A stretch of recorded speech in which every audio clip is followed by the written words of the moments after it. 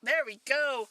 Alright, welcome on into DMS Adventurers Tavern, where adventure is always on the menu. We are here for our Princes of the Apocalypse adventure, and our treat time has already been redeemed, and they got brand new container thanks to Purina sending us a coupon for some free treats for treat time. The kiddos got brand new container of Party Mix Purina Friskies Party Mix treats. So they are happy campers for the moment until they, eat all the treats and then want more and then, have to push the button again. But that's right. They are all very happy campers right now.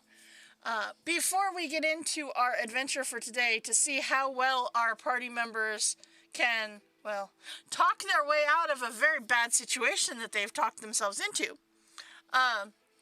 let's go ahead and go over this week's schedule. Of course, right here on Mondays, we have our Princes of the Apocalypse. On Fridays, we have our Eberron Oracle of War campaign. And then, of course, if you missed it, we just finished up our Strixhaven campaign this last Saturday. It is VOD if you want to catch that. I think it ended quite awesomely.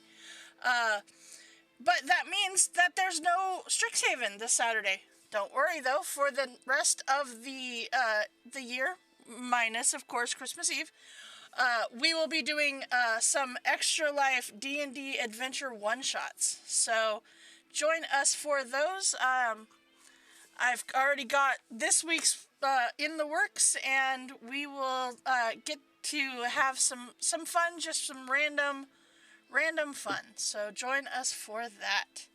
As we aim for our $2,000 goal, right now we are at $1,100, aiming for that $2,000 before the end of the year.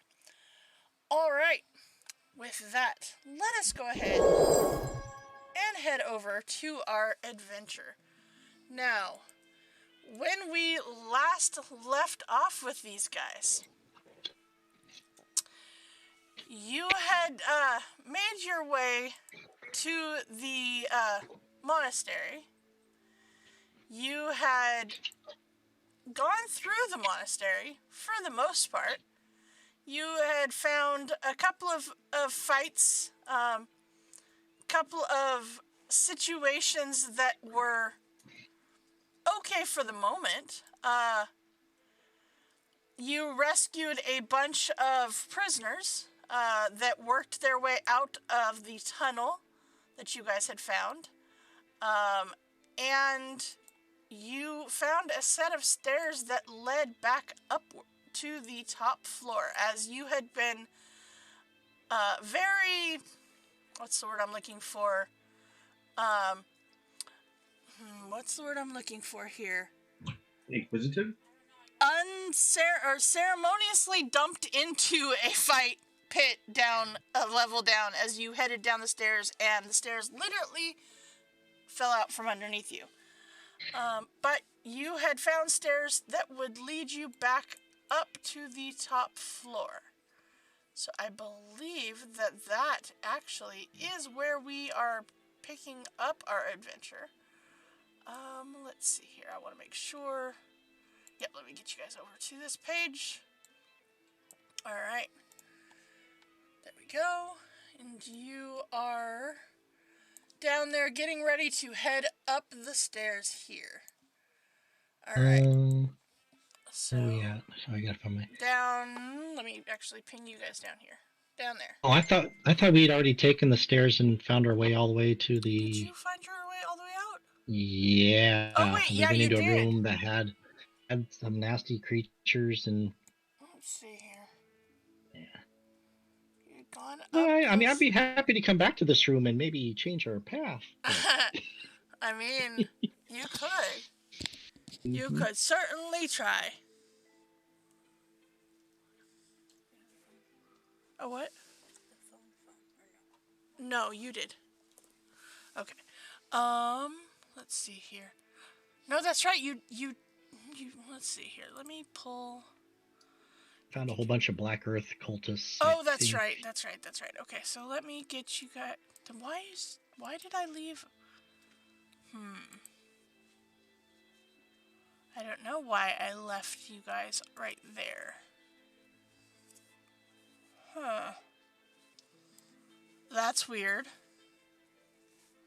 Why did I... Because you guys had found a bunch of people, you rescued them, you sent them there. You sent them out that direction. You came up to the stairs. Let's see We this. fought some gargoyles in the underground there. That's right. You did fight the gargoyles. That was right in here. Yeah. No. Or no. It was on a underground in the caverns. Yep, that's right. Okay, so let's see here. Oh, you know what? I put you on the wrong map. That's a different map. Yep, different map. Sorry, you guys were at the Temple of the Black Earth. That's what it was. Okay.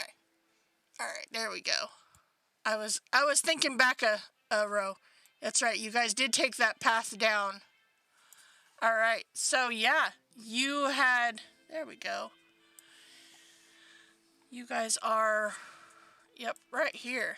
There we go. Yeah, you had followed the path downward and found a bunch of cultists and a guy riding. Let's see. This is. This guy. Yeah, that's what it was. Mm-hmm. Yep. Mm-hmm. He's beautiful.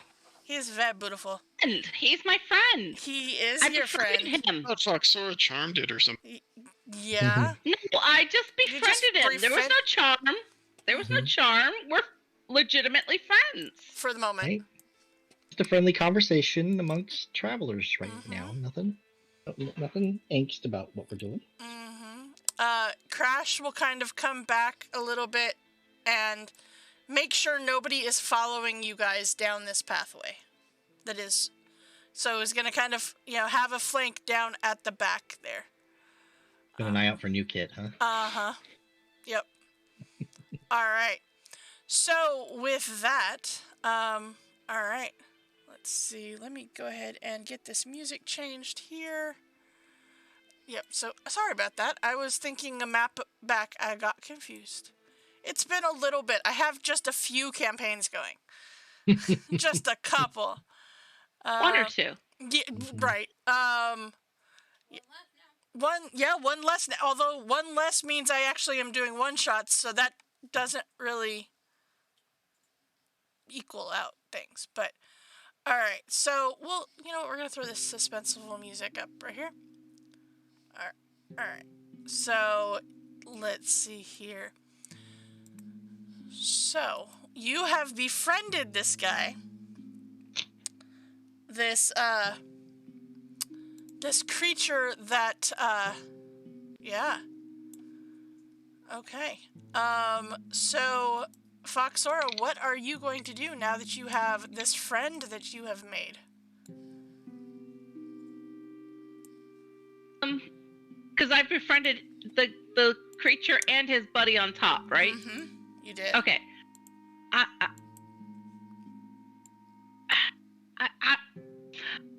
You're such a nice guy. I would really would you be willing to show us around this place? I've been trying to figure, see how everything looks and everything, and it's just really hard to see it, trying to vision it, and I was hoping maybe you could show me around, because it just looks so cool, and I don't know, I think I would like it. Well, no doubt you would like it. I mean, it is, after all, a beautiful temple. Yes, of course, you could totally help you out with that.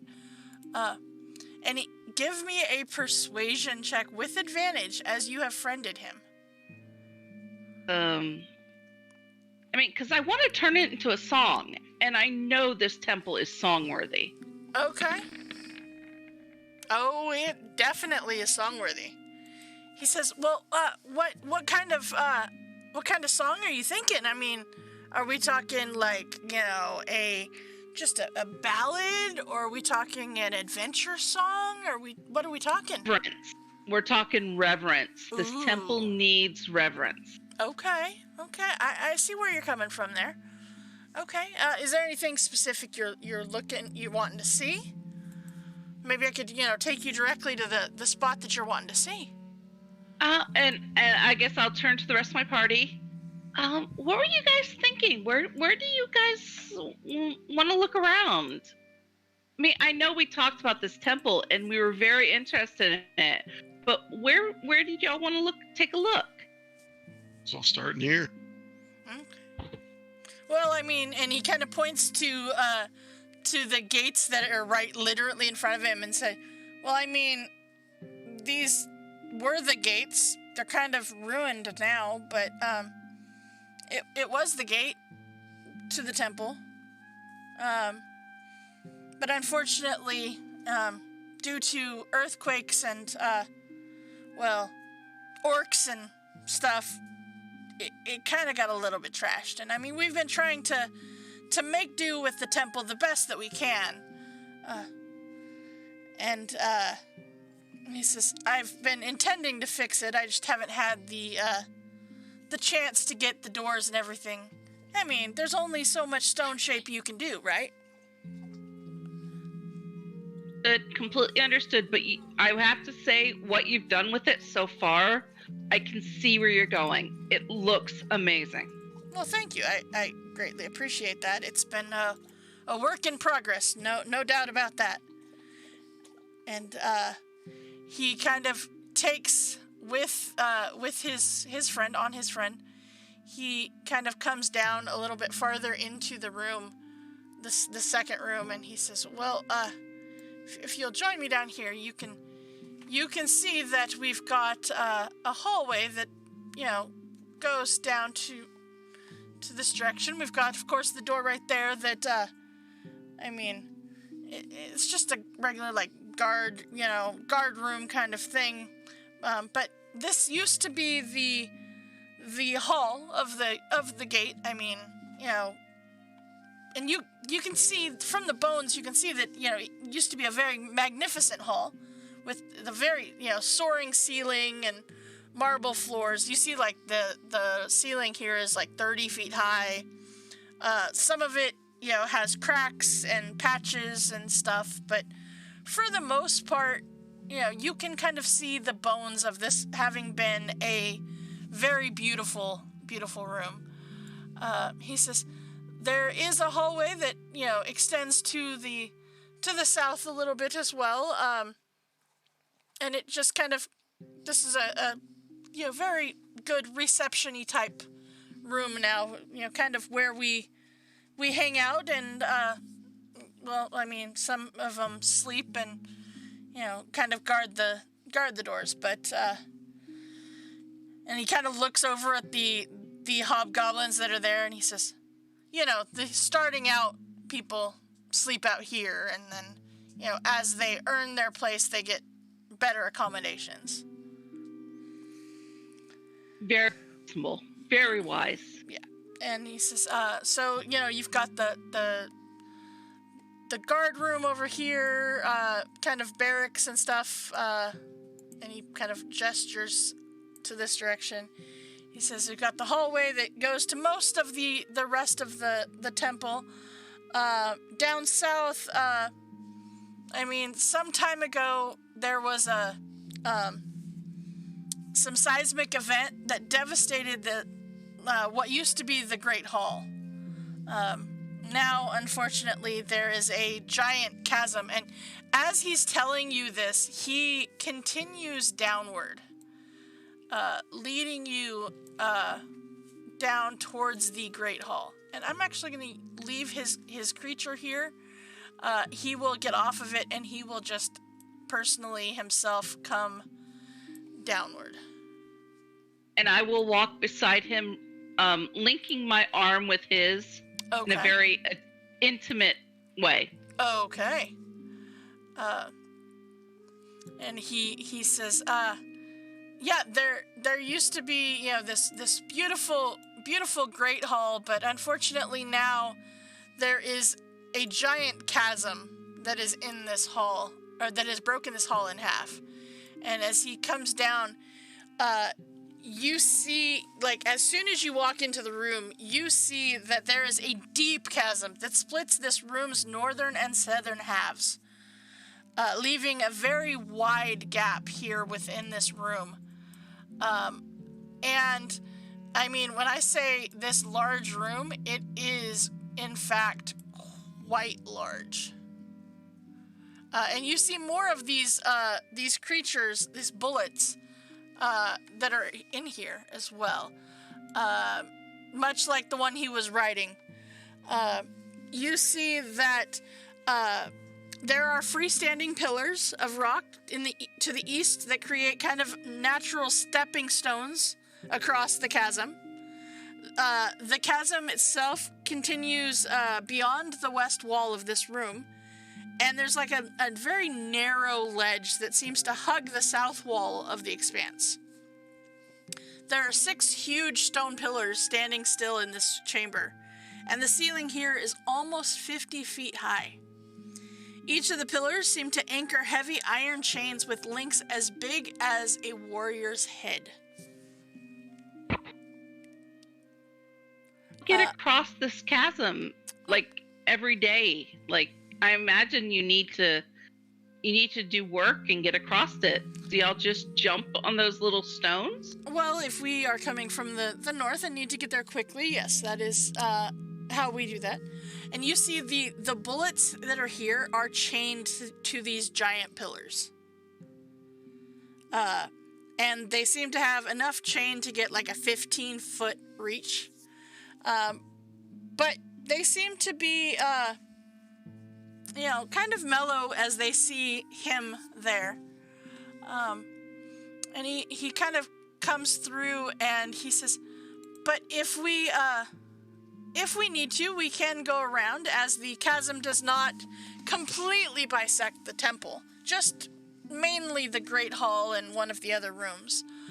But if we're in a hurry, we can get across using those stones, or any magical means that one might have. Go up to this bullet and just offer him a piece of my rations. Okay. As you kind of offer him the jerky out of your rations, as you start to walk up, you see the gentleman that you've been talking to hesitate as he starts to say, "Oh, I wouldn't." But you notice that as Foxora walks up, this bullet is just mesmerized by you. And the guy kind of turns to the rest of your party and says, I was gonna warn her. We just caught that one a couple of days ago and hadn't really had a chance to work with it to make sure it was friendly to people, but well, perhaps I don't need to worry so much about that one. And he kind of has this moment of jokingly says, or maybe he just likes fairies. Who knows?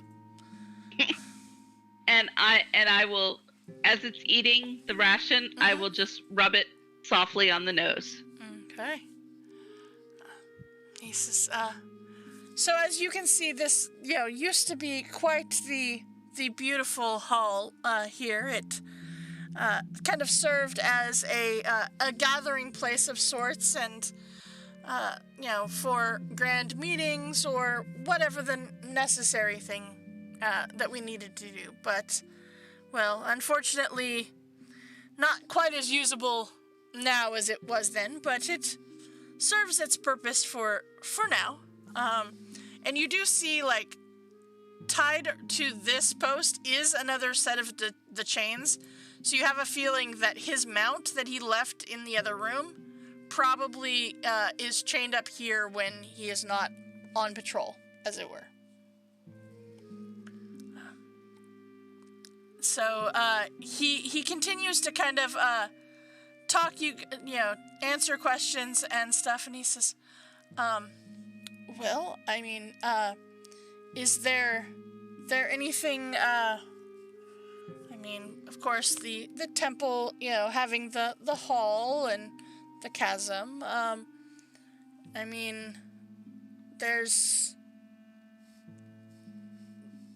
I mean, Where do all those passages go at the back side of this room? Oh, of this one. Well, we have the one directly across. That one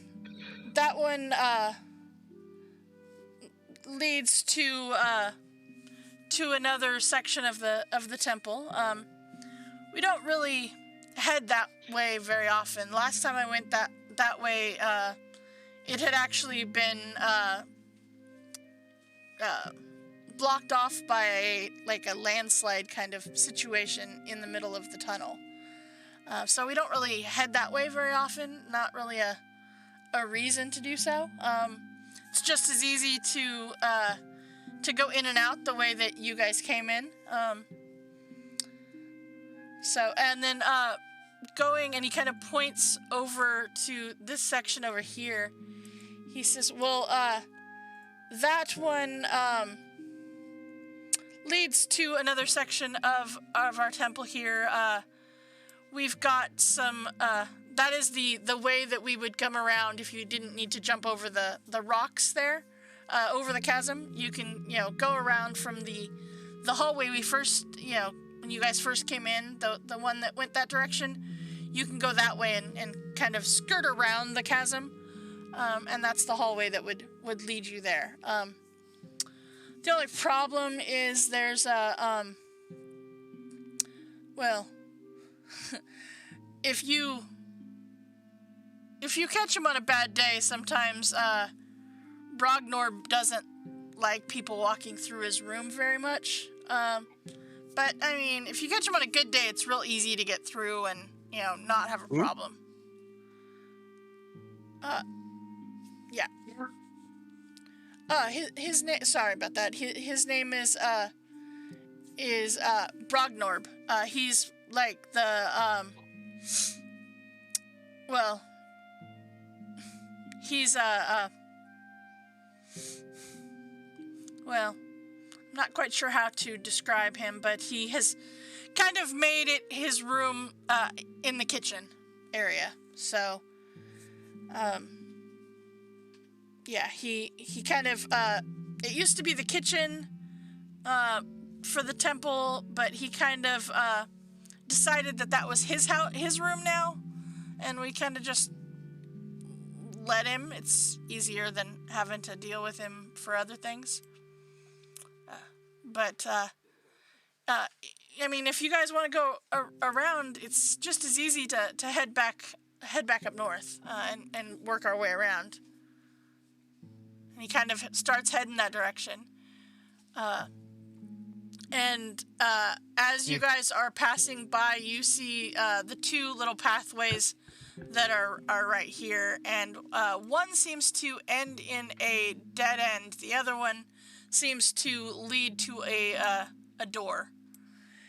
And he says, that one is, and you see on the door, carved into this door, is a frowning dwarf warrior in plate armor with what looks to be spiky maces where his fists should be. And he says, well, that is the workroom of Magi. He's he's a sorcerer, and he needs a space, and it's just kind of best we leave him to be.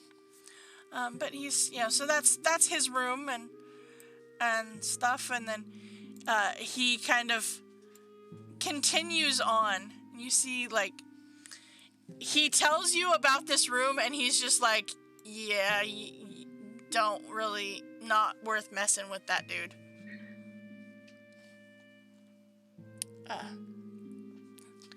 But what all do you guys do down here? Looks like you're pretty well, controlling this area. Are you waiting for somebody to come out or show up? Well, I mean, we've got our necessary things that we try to get accomplished here. And we we try to keep busy and train the new recruits and whatnot, and try to make sure everyone is trained to be able to take care of themselves and the like. And he kind of gestures over to this area, and he says, well, and like I said before, once they have proven themselves, they get better accommodations, and this is one of our dorms, our quarters here, and that kind of continues on down this hallway as well. And he kind of takes a turn, and he starts to head down the hallway. He says many of these rooms are kind of linked together, and he kind of passes along. He says, this is the same little section of rooms here, but it just kind of connects to make it a little bit easier to have everybody. I mean, we are, after all, in close quarters down here, but not too close, if you know what I mean. And you see ahead of him this what looks to be 3 hallways meeting up together. As he kind of steps in here, you see there is a giant statue here. In the alcove in the middle of the west wall holds a 10-foot tall statue depicting a very crude humanoid composing of wood, of earth, boulders, and sharp crystals. One very massive, rocky fist is raised above its blunt head. Shattered rubble from an older statue seems to lie heaped around the pedestal on which this figure stands. I need everybody to please roll me a religion check. Can I poke my head in the store while we're going down the hallway just to kind of take a look-see? You can. Well, okay then. You see this is just a bedroom. I'm holy. You are holy. Look at you. Yeah, you see just a couple of random, guys hanging out. One's asleep, one's, seems to be getting, just waking up and kind of moving around a little bit. I'll quietly shut the door. I'm just looking for a nice, comfortable bed to take a nap in. Been hiking down those dark hallways for a few hours. Okay. Endirian. It is a very crude, very, very rough sculpture here. Don't get me wrong. It is not whoever carved this, definitely not a master of creation, but you recognize this statue is most likely a representation of this, which this guy is the Prince of Evil Earth, Ogremok.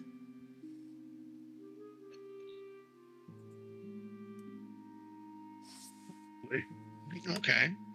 So you recognize that, and with that 20, the Prince of Evil Earth, Ogremok, the mountain that walks is what he is referred as.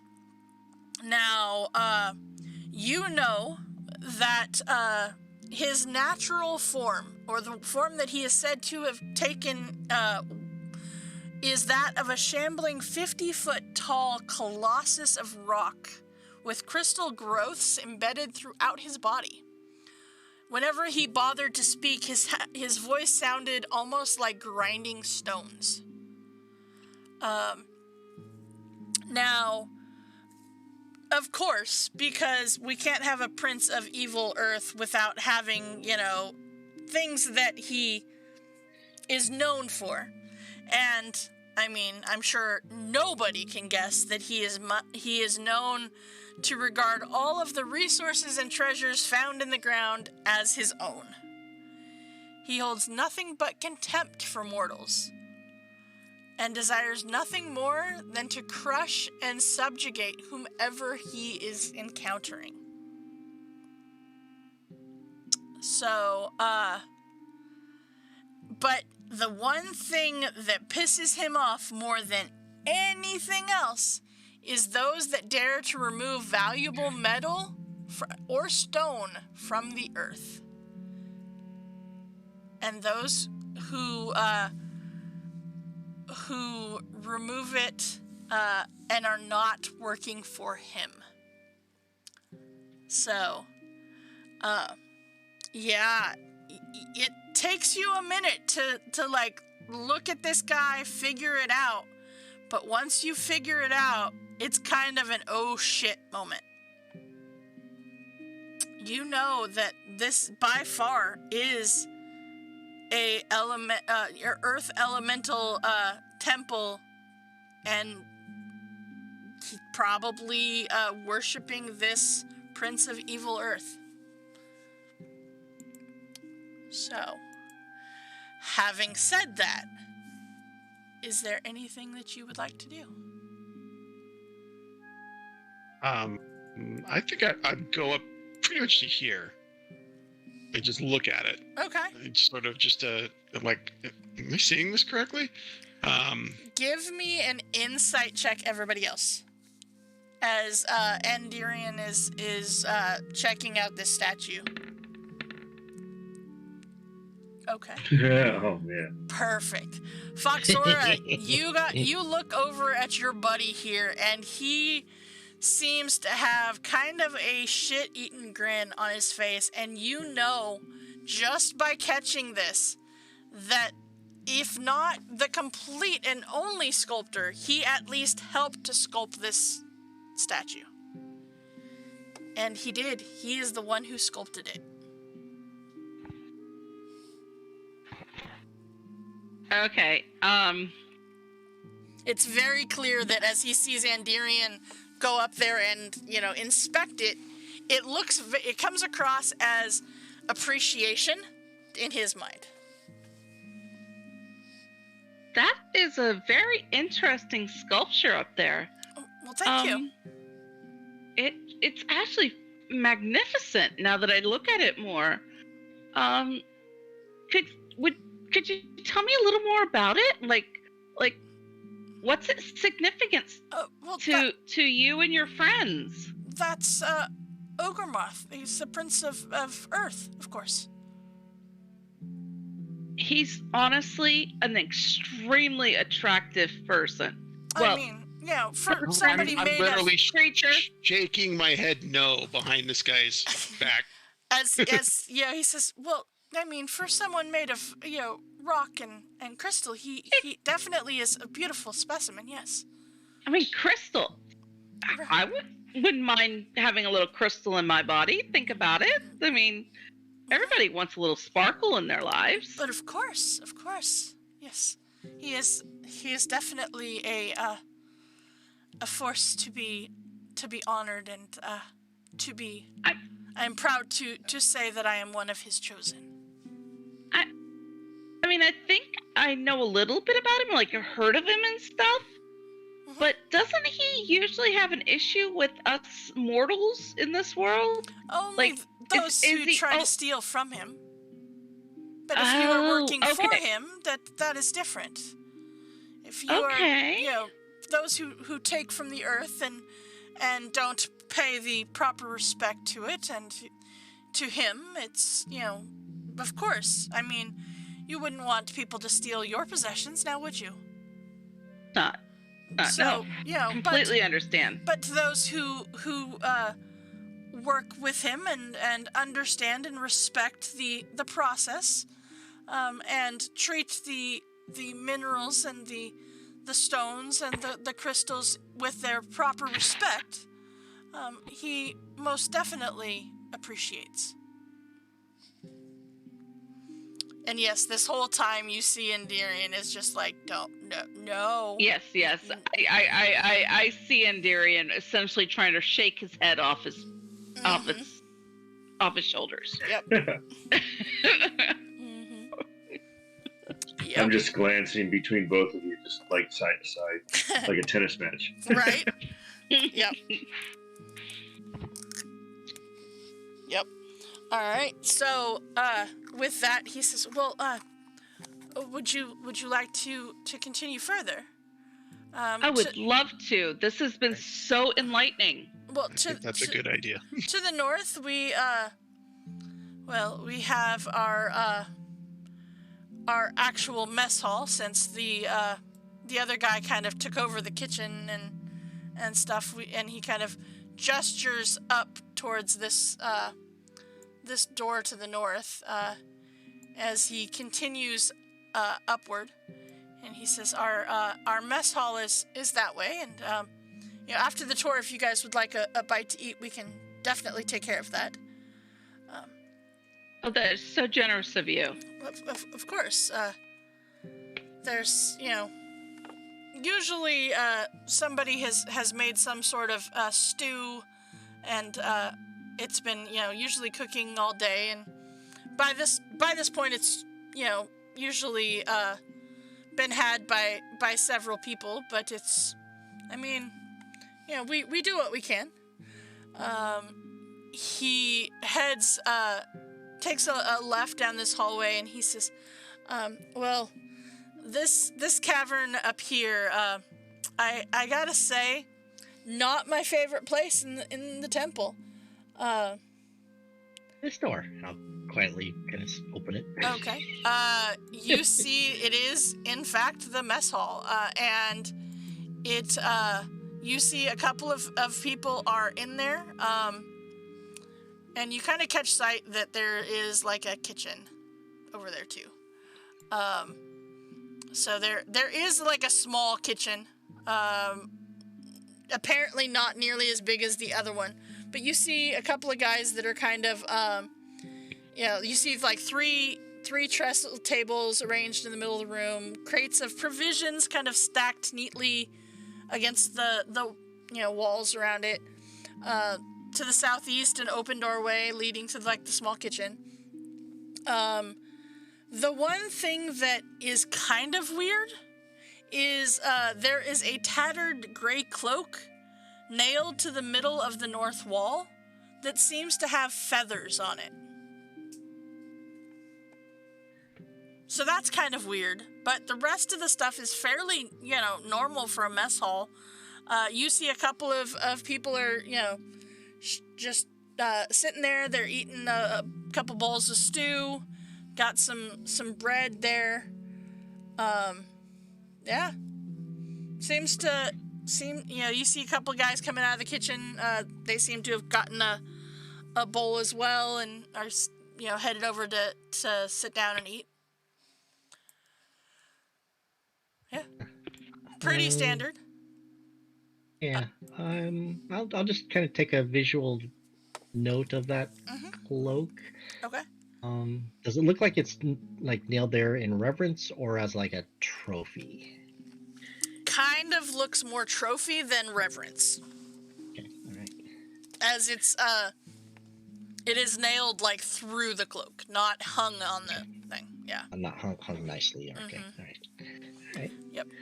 So as you kind of come back from that, he's telling the rest of you guys, it's a beautiful cavern, and there's even a room back there, like a stone building back inside the cavern. The problem though, is that there is these statues that are in there. And, great looking statues, gotta admit, the sculptor was pretty awesome, but they're a little bit creepy. They're kind of, they all seem to be like, in poses suggesting like shock or fear or even agony. And it's just a little bit creepy. I don't really like going in that room. It kind of, for me, I enjoy the finer things. I enjoy the nice statues and, all of that stuff. And just, not really the scary look doesn't kind of do it for me, you know? And he Now continues. I'm intrigued now. I kind of want to see what they look like. You said they're in this door? They are. Do you open the door?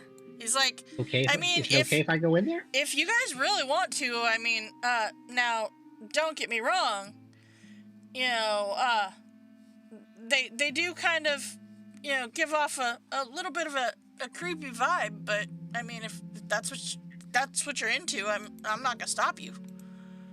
For Orgamoth finding something creepy probably means it's, well, kind of on our side. I'd be willing to go in there too, even though I'm at single-digit hit points still. Uh-huh. All right. I'd venture a gander. Okay, so with that, you open up the door, and you do in fact see there are several statues here. This cavern kind of has a formation of flowstone. Stalagmites, stalactites everywhere. There seems to be a stone building anchored in the north wall. There's a stone door that stands in the masonry wall, that you guys come through. There is a natural gap that kind of seems to show another chasm beyond. You can, if you get closer, you can look through that. But there are the numerous lifelike statues that have been arranged among these rock formations. The statues do, as you step in, seem to be in poses that some look shocked, some look in agony, and even some look to just have that look of direct fear. And he kind of doesn't go in. He just kind of waits by the door as you guys step in. Give me a perception check if you are stepping into this room, please.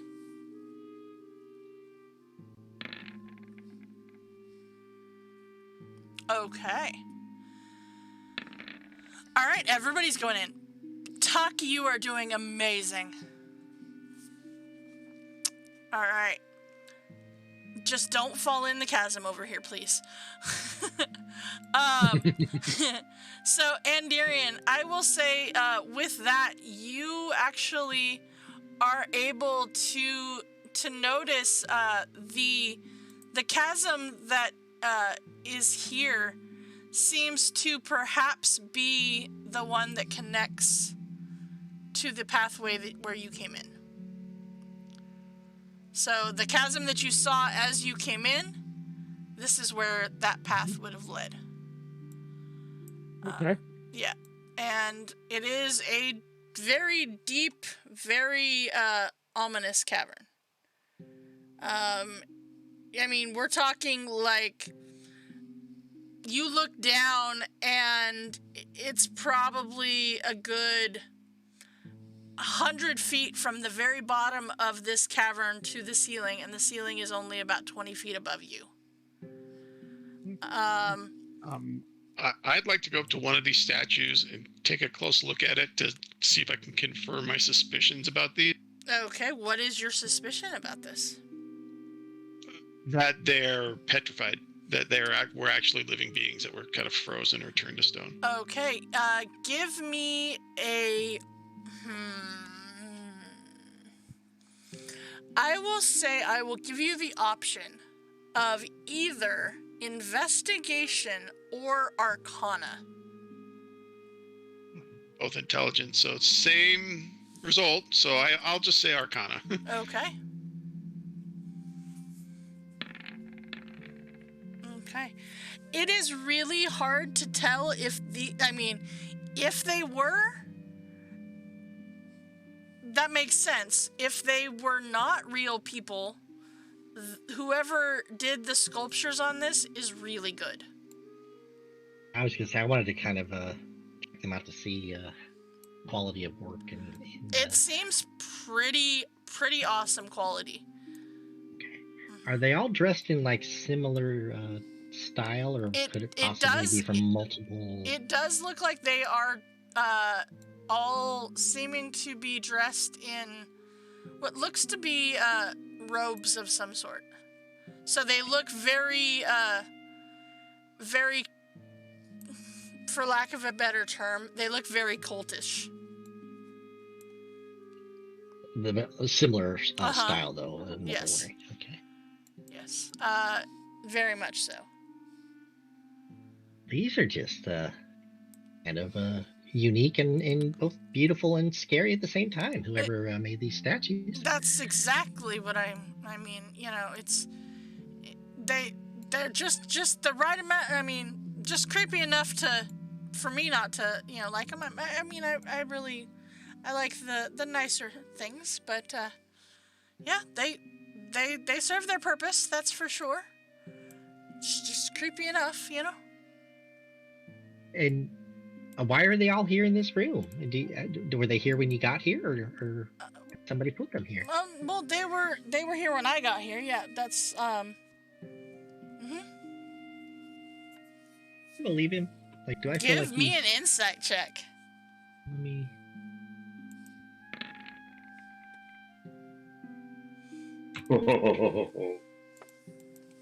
Okay.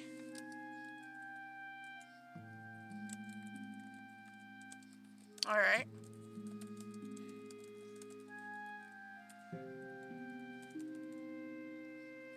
Seems odd that he'd be so proud of that other Mograth statue, but these ones, don't really want to pay attention. He's kind of stepped.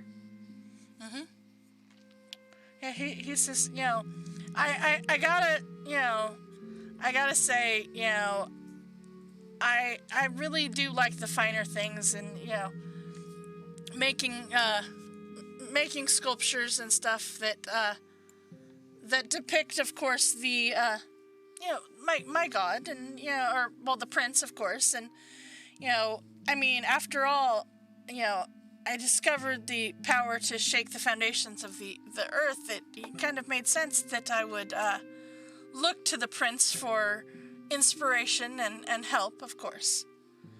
But you know, these, on the other hand, that's just it's a little bit scary, and I don't really do scary so much, you know. Yeah. Hey, what's in that doorway in that building there up north? Is there more of those statues, or is there something else in there? Well, no, that's the prophet's sanctum. Yeah.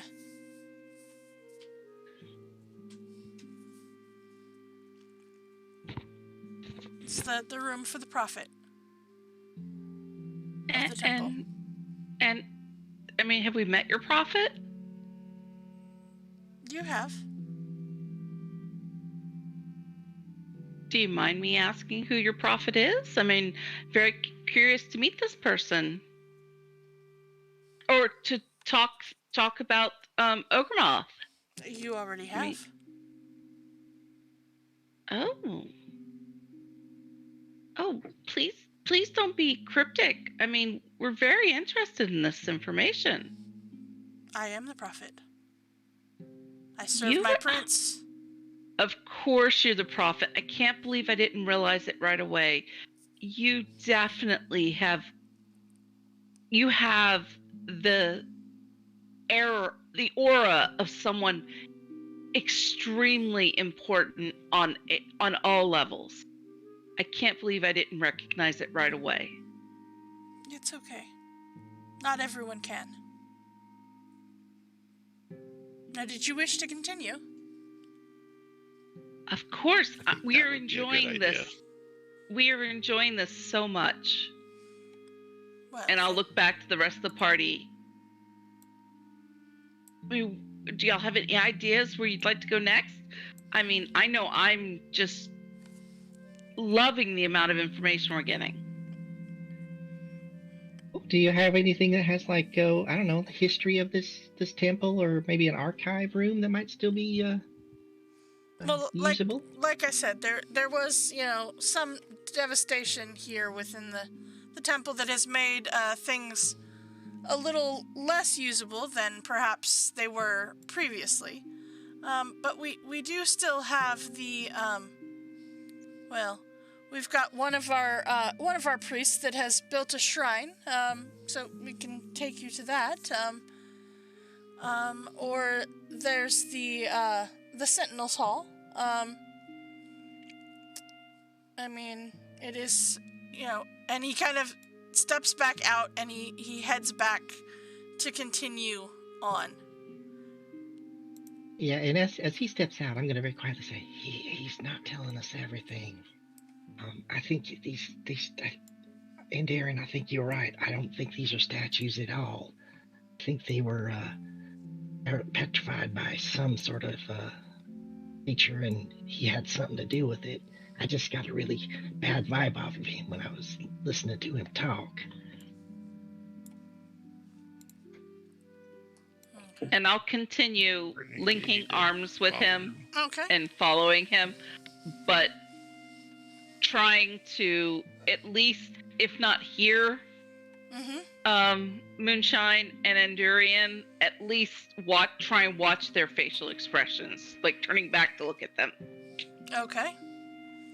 As he stops here at the passageway, he says, well, now, here is where we choose our path. Would you wish to go to the Sentinel's Hall, or would you like to go to the shrine? The Sentinel's Hall, of course, to the north. The shrine, and he kind of points down towards these double doors down here. I'd like to see the Sentinel's Hall, given my occupation. Okay, well, we will take you there then. And he kind of steps around the hallway, and as you guys follow him in, you see this room, this very large, kind of large room. You see 4 massive square columns support the ceiling of this ancient hall. Passages kind of lead out to the northwest and southeast. In the middle of the hall stands a 10-foot tall statue of a very stern dwarf warrior with spiked balls instead of hands. Much like the gentleman on this, the door that you saw. The dwarf, the angry dwarf. Yep. And, he will kind of step in with you and, yeah. He kind of comes up to right here. Let's see. And he gets to about there, and he's kind of pointing out this hall, and he says, this other passageway over here, it also leads, out and away from the temple, but the last time anyone went that way, it seemed that it had sustained some damage from whatever caused the chasm in here and was blocked as well.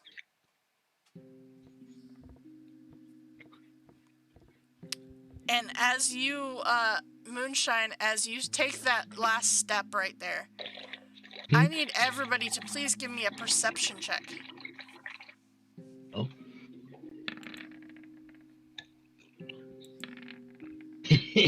Oh, perfect. Oh man! You know what, Steve? You are did you and Craig switch dice or what? Like, It feels like it. right? I mean, just, I don't I'm know. in Have utter you awe gotten of a everything. double-digit number? I'm walking around with my eyes open wide, and my mouth open, just staring at Foxora, everything. as you kind of see your party split off a little bit, you see this statue move.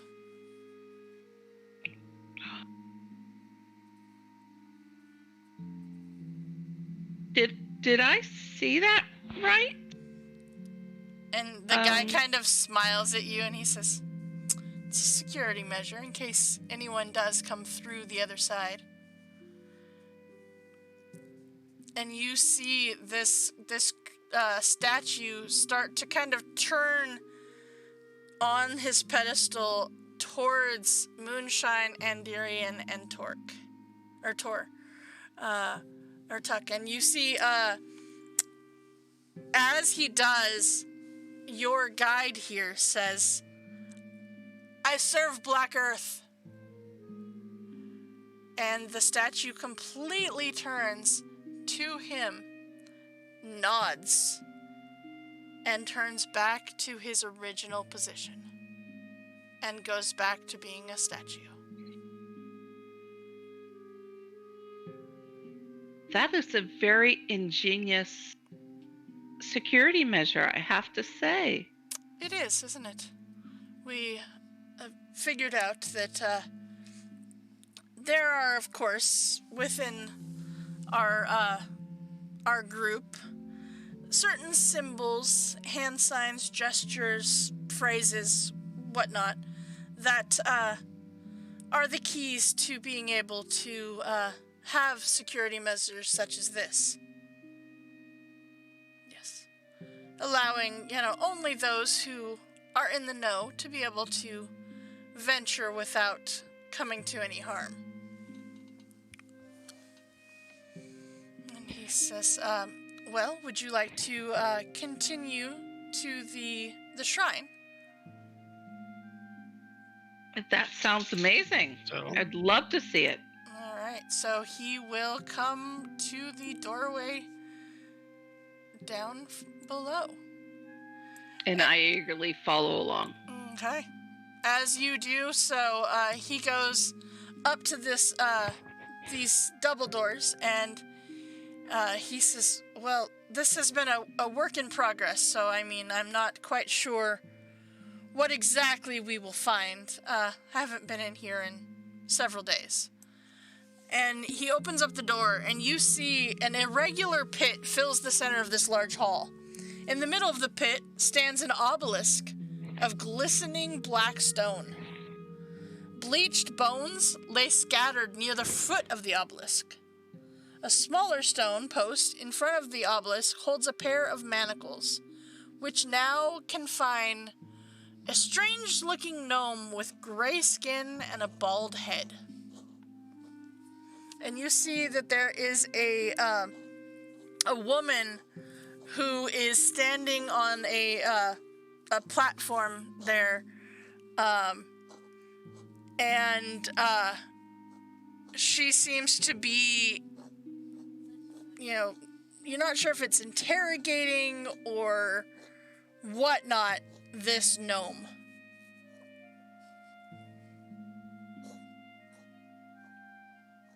But as she hears the door open, she stops whatever she was doing and turns to face you.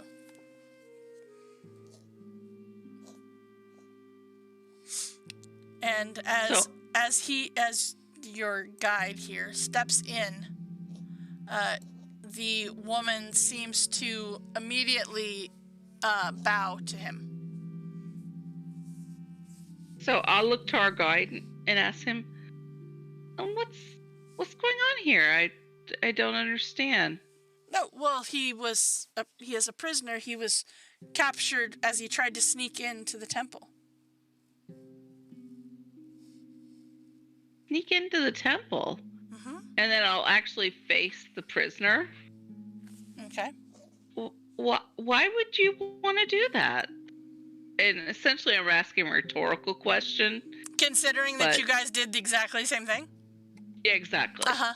Exactly. Mm-hmm. But just trying to play the game. So I'm asking a rhetorical question. I'm not looking for an answer. He kind of, this guy, he's like, kind of just shrugs. And he's like, when you're trying to find answers, that's what you do. These people are bad people.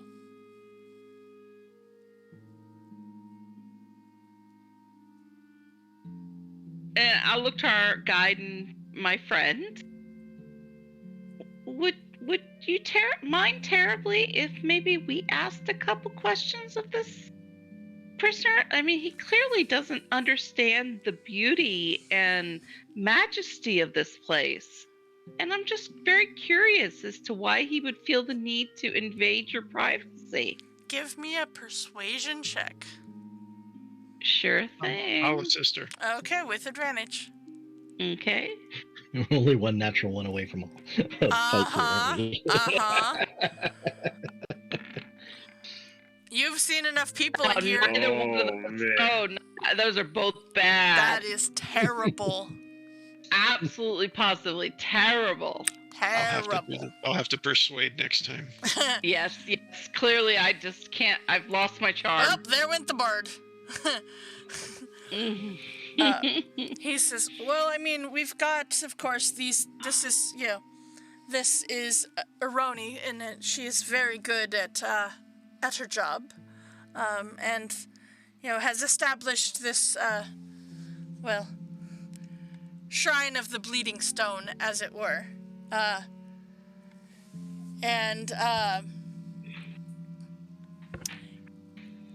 He says, she's one of very few priests here within our temple that, she does her job quite well. And this gnome was caught, trying to not only sneak into the temple, but I believe that he was sent here to steal from us as well. Oh my goodness! Why would anyone want to do that? Well, I mean, I understand you don't want to let me talk to him, and I get that. Like, I mean, we're new here and everything, but would you mind if we at least, like, sat in and watched her interrogation? I'm just very curious as to his motivation. I don't understand why anyone would bother you. You seem so nice. We appreciate that. And that is the look that we are trying to obtain here. As he kind of looks at the priestess, and she seems to just roll her eyes and turn back to the prisoner. As you hear her mutter something under, kind of under her breath, but loud enough that you can hear it, just not in a language that any of you understand, which I already checked. And all of a sudden you see this obelisk. You see black, almost, I'm going to give away what this is immediately as I say these words, but almost like a pudding consistency tentacles come out and just wrap around this gnome. It seeps out of the obelisk, almost like a thick black blood, and wraps itself around the gnome as the priestess says, "This is your last chance, Rick. Tell us what we want to know. Who sent you?"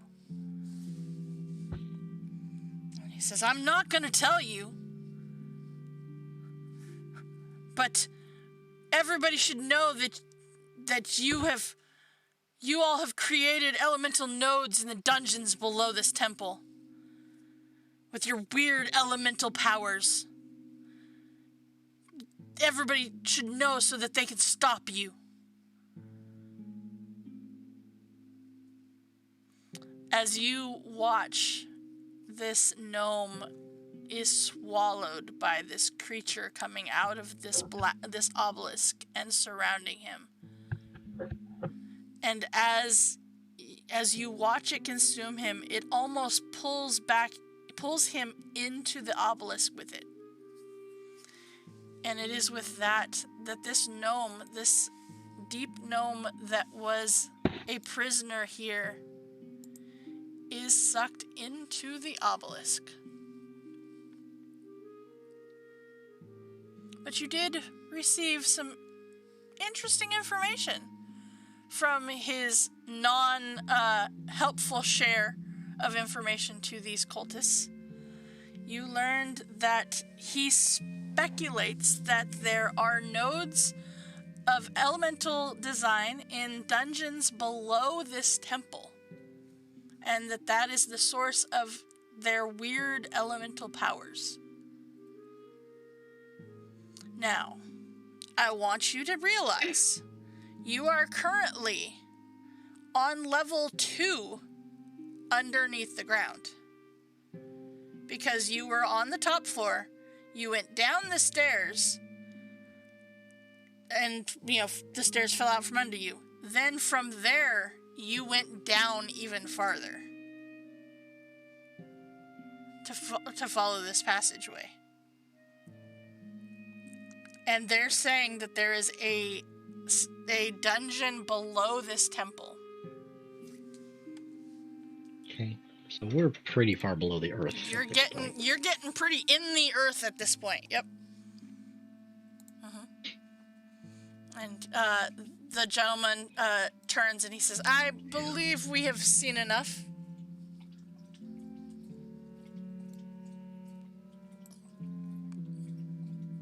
I was busy retching in the corner watching that. That was rather disturbing watching that guy. I mean, you said you wanted to continue watching, and that unfortunately is the outcome.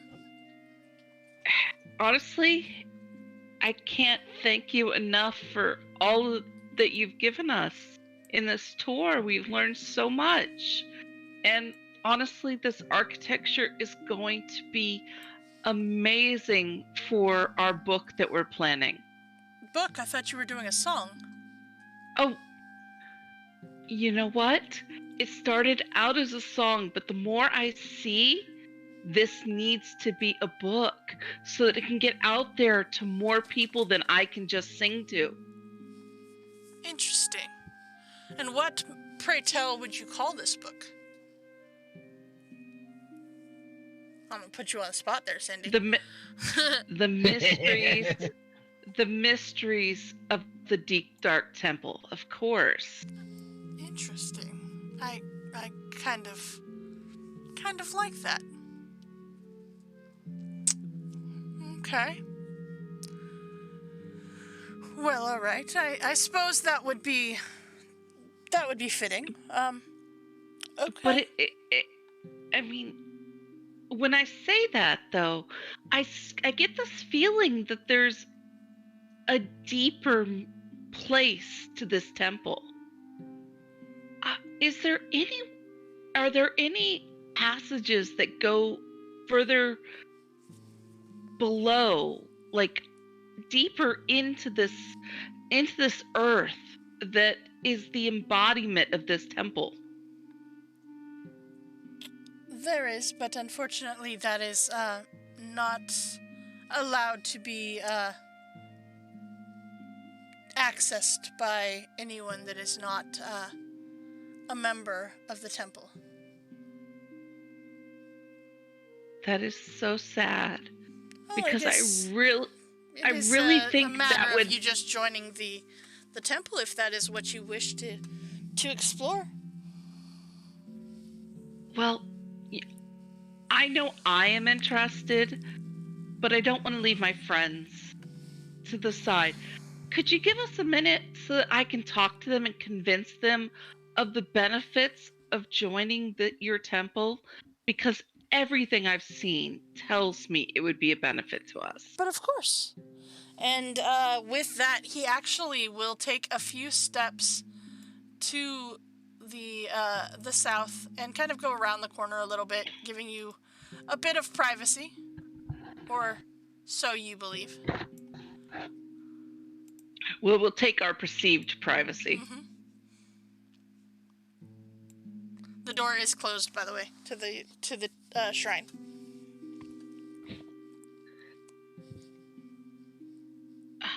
Do y'all want to try and go further, deeper into the mountain under the temple? No, I think that we Not definitely right need now. to do that, but yeah, right now I think maybe a strategic retreat and maybe gather our wits about us a little bit before we venture too far into this. There seems to be an awful lot of activity and hustle and bustle in these rooms. Right now, I'm feeling kind of tired after that long walk and fighting. Well, do you want me to see if I can find if he can offer us a passage to the surface that doesn't go back the way we came? Yeah, I'd be open for that. I don't know how much I could trust him, though. He definitely is trying to make an appearance. We seeing one thing, but I think there's definitely something bad going on around here. I don't trust this man as far as I can throw him. And I am a small creature, so I can't throw him very far out. Eventually, they are going to catch on. I took the oath of the Watchers, and these people are my enemies. I think my presence here is going to start to endanger people.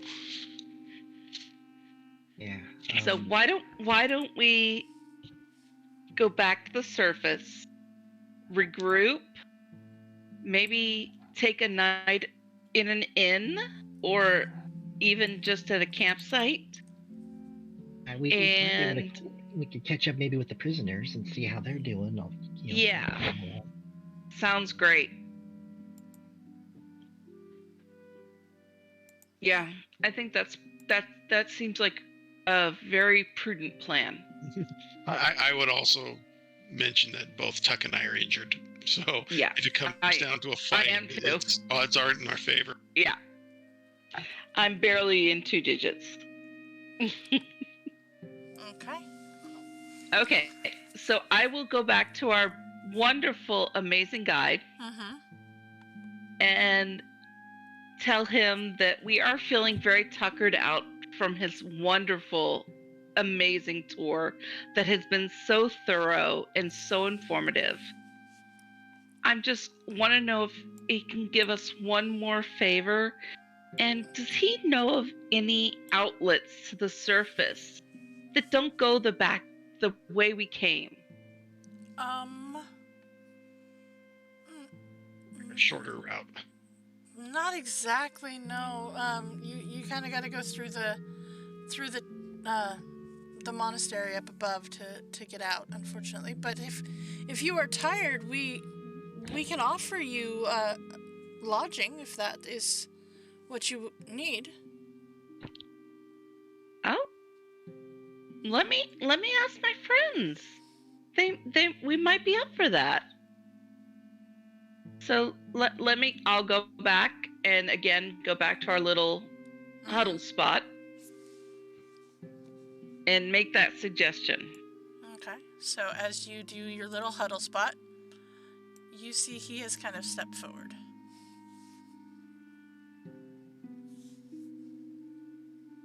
Well, I think that's probably doable as long as he either sleep lightly or make sure there's somebody alert at all times. I could go with that.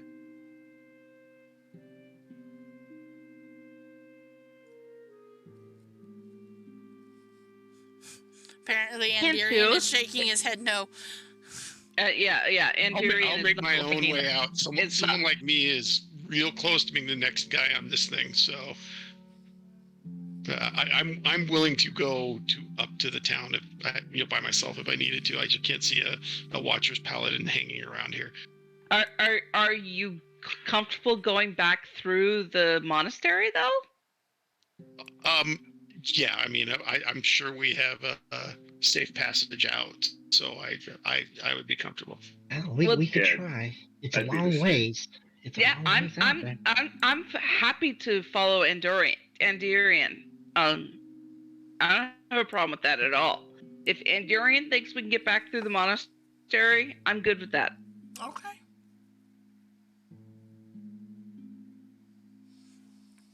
All right. So I will maybe ask him to escort us back up there because we don't. We've been through a long, twisty passage, and we don't want to accidentally walk into some place we shouldn't. We don't want his escort, but there's enemies there that recognize us. If they talk to him, this is not going to turn out well. Yeah. And we'll just find our own way back. I don't think we want him to know that we're adventurers. Right now, we're potential members. That's what we told him, that we were interested in joining. We'll just find our own way back. It can't be that hard. We need it here. Okay.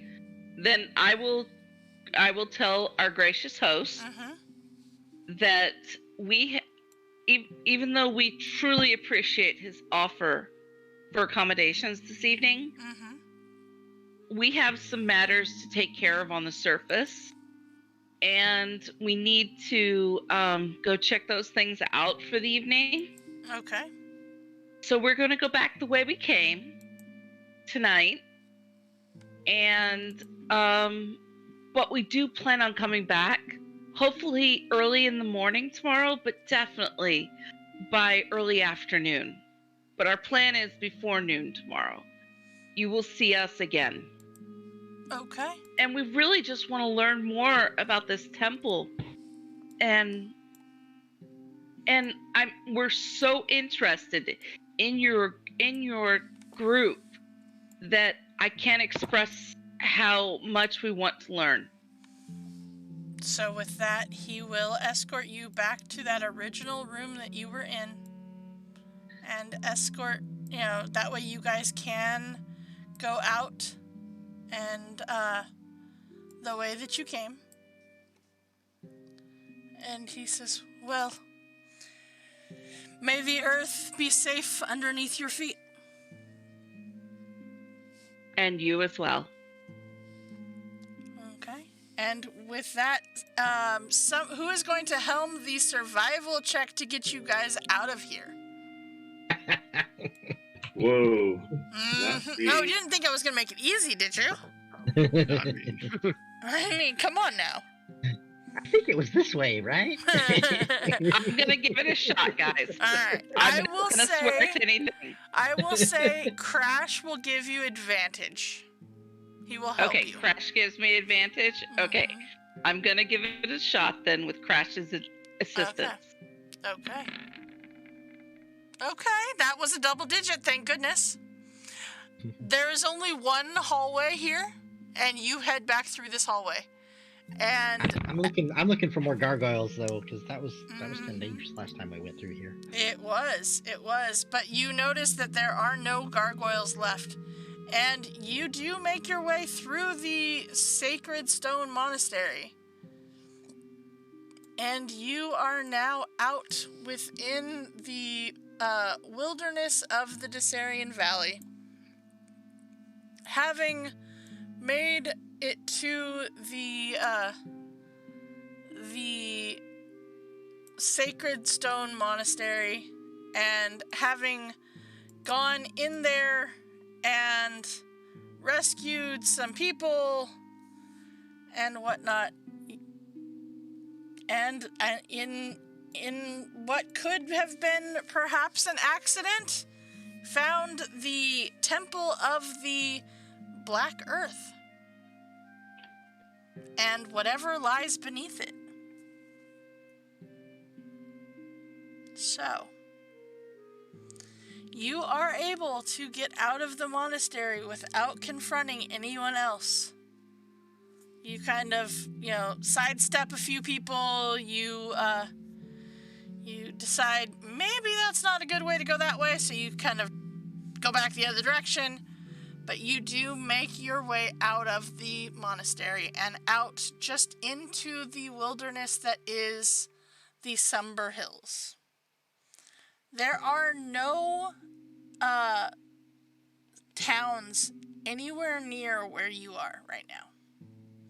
You're up in the mountains. Okay. You're about halfway between Red Larch and Summit Hall, but you are up in the mountains. It would be a camping situation here. Yeah, that's what I was going to say. I think we're going to have to camp, guys, and set up watches. Yep, we got tents, right? I think we picked up some tents. Yeah, I think we have tents. You do. At the very least, we all have bedrolls. Yep. So as long as it doesn't rain on us tonight, I think we're good. You're good. It's not supposed to rain. Okay. So then with that, you know what? This is a great place. It's 7:30. Why don't we go ahead and take our break right here? And then when we come back, you guys can figure out what it is that you will do next. With all of the information. Did we make it through the evening uneventful? Or do we need to set up watches and do perspective? We will find out when we get back. Okay. Whenever you Then get we will back. find out when we get back. Okay. All right, Awesome. so we will be back in just a few minutes.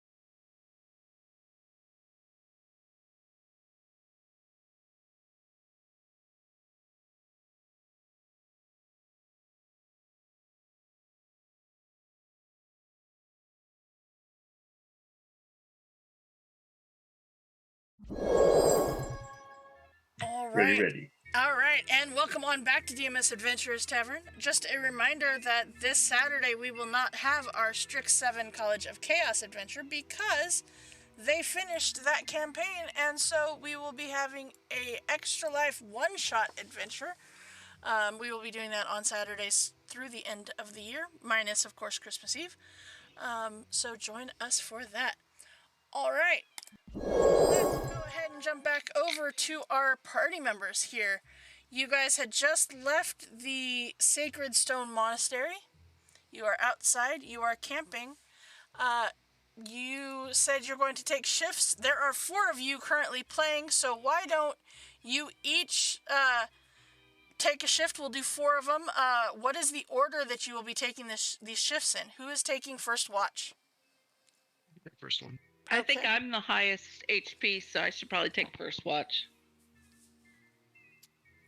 Okay.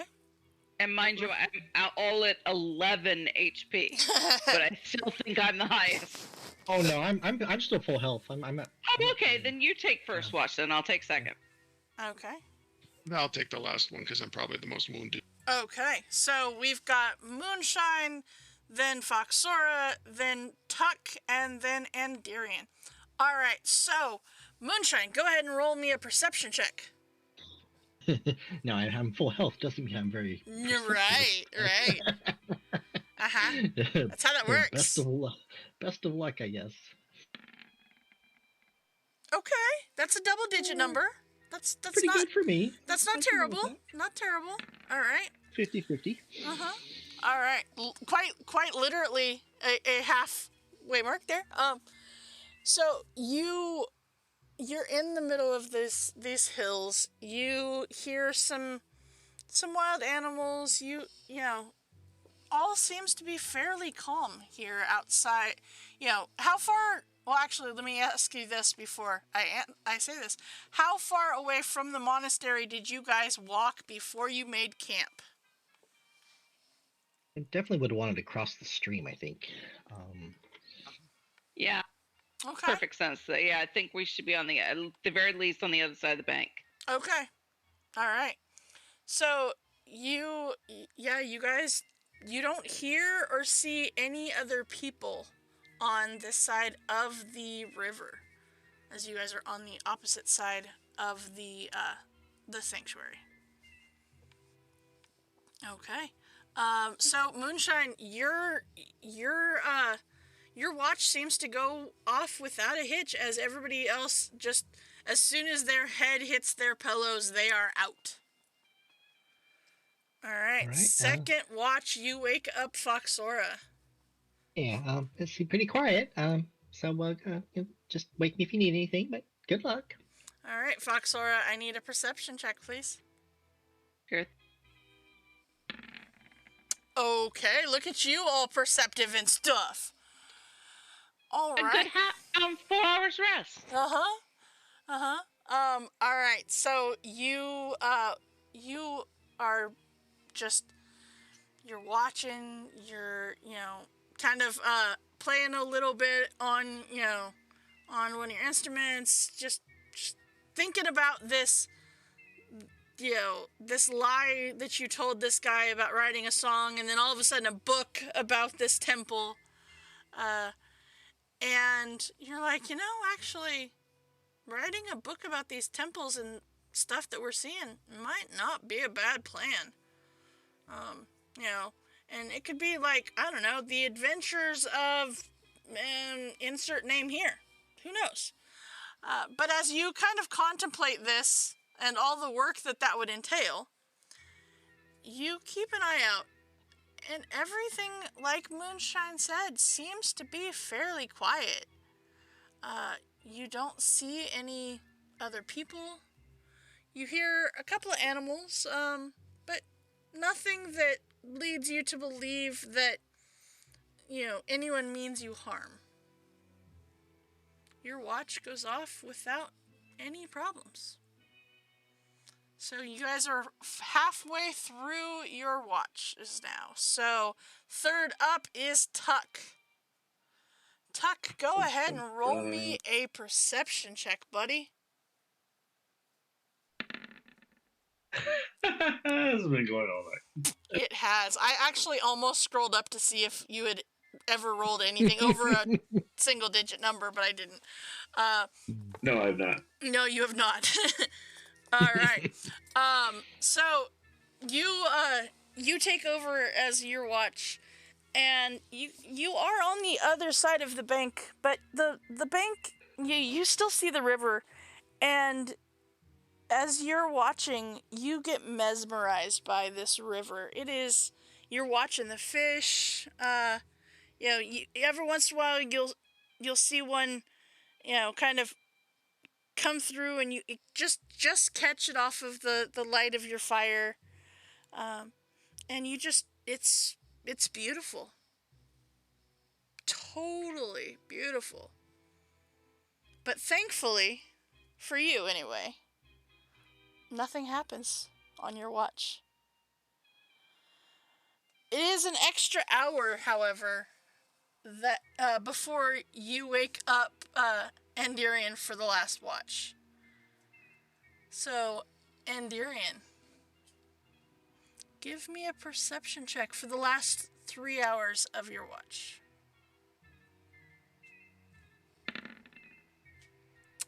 Okay, you barely made that double-digit number. Okay. As you sit there, you watch your party members sleeping, recovering from the fights that you guys endured within the Sacred Stone Monastery and what laid beneath it. You look over at Foxora, and you take a moment, and you're like, she probably got you out of a lot of fights that you would have dealt with in that temple down below. But you learned a lot down there. You learned a lot about stuff that maybe you need to report to your superiors. There's a lot of things going on that somebody needs to know about. And you take this moment, this reflection time, to really realize what this all could mean. I mean, you've learned a little bit about some cults, the elemental stuff, but this one cult specifically, this Black Earth cult, keeps popping up. First in Red Larch, now here. Something to do with the kidnapping or attack of these other people. There is something going on. You're not quite sure who's in charge of it, but there is definitely something going on here that falls in very much in the evil side of things. With that, you see the sunrise, and you know it's time to wake up your friends and figure out what is next on this journey of yours. As your watch goes off without a hitch. You all get the benefits of a long rest. Woo! Nice. Mm-hmm. Yep. Tuck, you really want fish, by the way.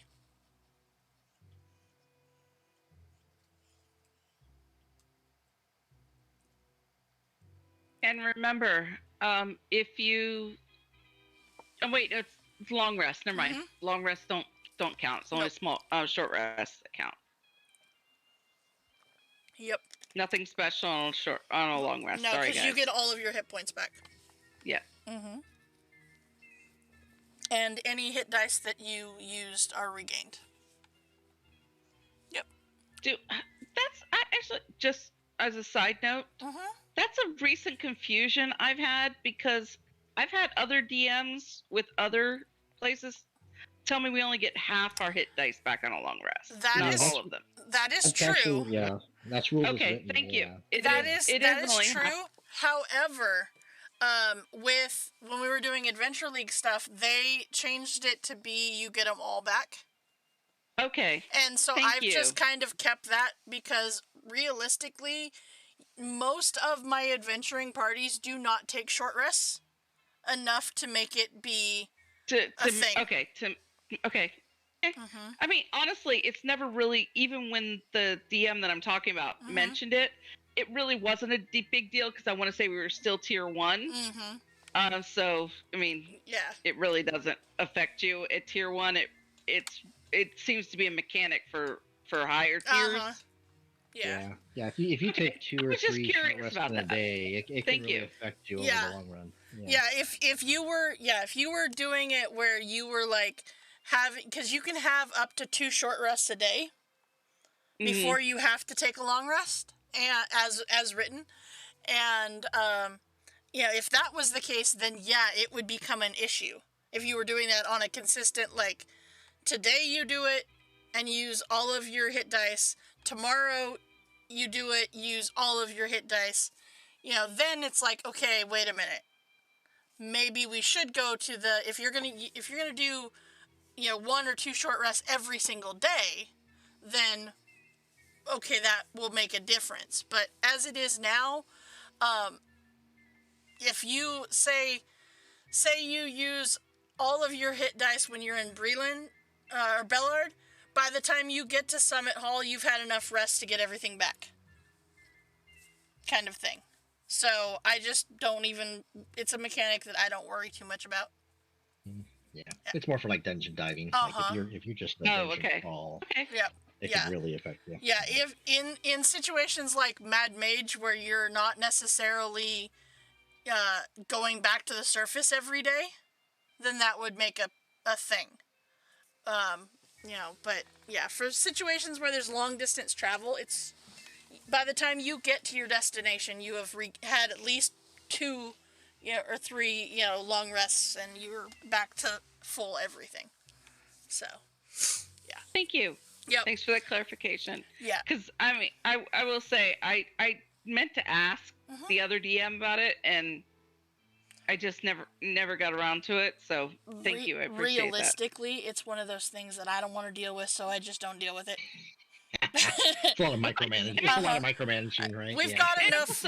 We've got enough things to take care of with the spell slots and the all of your random things that you get with your character. It's like, that's one thing, doesn't matter as much. So, yep. I mean, my other character, as you know, is a rogue. So, I mean, a ranger. So I'm constantly trying to figure out, okay, how many arrows did I get back? Because it's the whole 50% of your arrows. Yep. So, believe me, I understand the tediousness of it. Like, ammunition management is a whole thing. Yeah.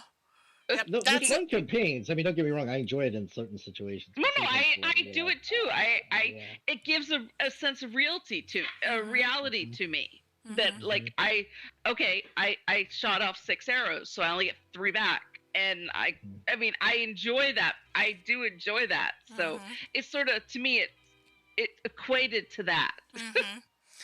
Well, to be honest, most of the time, I figure that you are, if you're shooting arrows, you're gonna go, and the next town you go to, you'll spend a gold or whatever and pick up some more arrows.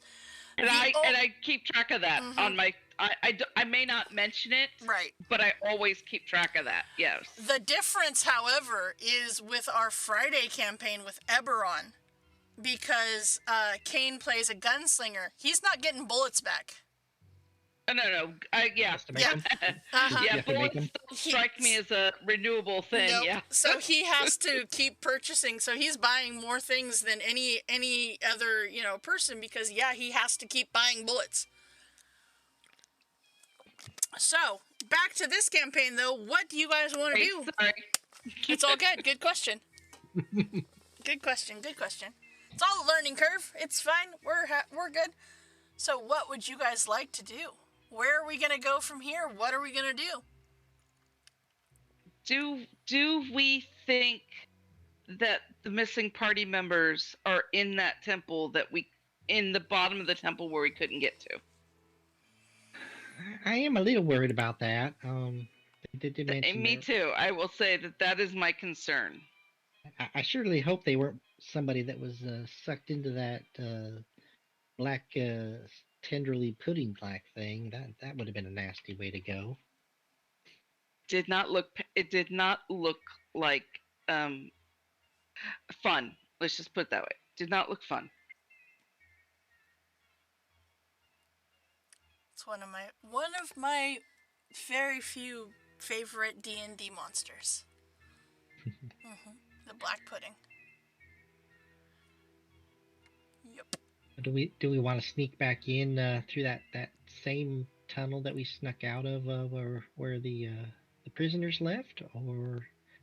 Summit Hall is probably the closest, John. As I say, or do we want to continue on to Summit Hall? I think that's where the delegation was trying to get to, wasn't it?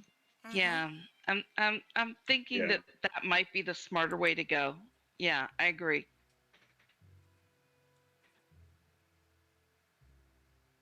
Clearly, those Black Earth cultists, they're definitely up to some nasty business right now. I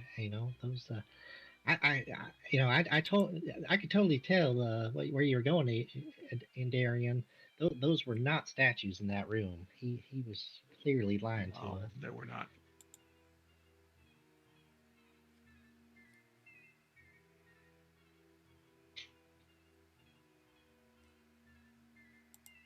So, anybody know how to get to Summit Hall from here? I'm not very good out in the woods. Our guide should be able to help us. We've only left them off to the side, so we should have met up with them tonight, I would think. Yeah. You left him outside of the monastery this whole time, yeah. He was probably freaking out. He is a very patient guide. You we pay him very well. We must be paying very well. He has a ball. It's got a red face on it now. His name's Larry. It's fine.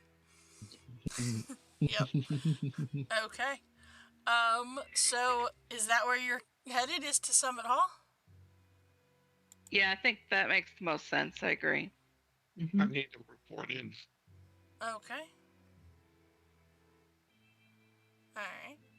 So you are headed to Summit Hall. Alright. Okay, so you head that direction. Somebody give me a who's helming the survival check to find Summit Hall? I'm only +1, so someone's got to be better. +3 on survival. Okay, with advantage. And, I mean, the nice thing is I am a bard, so I have half proficiency on everything. I'm book smart, not trail smart, so I'll trust you. Okay, look at that all survival-y and stuff. I'm feeling it. I'm feeling it. So you are the smart person that just walks back over, finds the path that was already there that will take you directly to Summit Hall, and get back on the road. All right. Awesome. Yep. You're like, well, if we go this way far enough, we will hit the road that we were originally traveling on, and that should take us up that way, and so that should be good to go. All right. So with that, you head up to Summit Hall. Now, for those of you who might not remember, Summit Hall was said to be a fortified monastery that is established long ago by the Knights of Salmular, an order dedicated to Tyr, the god of justice. And currently is run by a paladin of Tyr named Samul Caradun. And they were they were the ones who founded the order, and it is run by, sorry, it is not run by them. That was who founded it. It is currently run by Lady Urshan Stormbanner. Again, a knight of Tyr. And that is where that is who is running that. And as you approach this summit hall, it is beautiful. It is everything that you thought that it was going to be. It is. It is a beautiful fortified monastery. It is. You see that. Let's see here. You see that this entrance has a bunch of symbols of Tyr, and as you are met at the gate, at this drawbridge type gate, and it is lowered. You see several other knights come out to greet you. You see some of them seem to be novices here, but as you step up, and Endirian, you specifically say that you are the Order of the Gauntlet.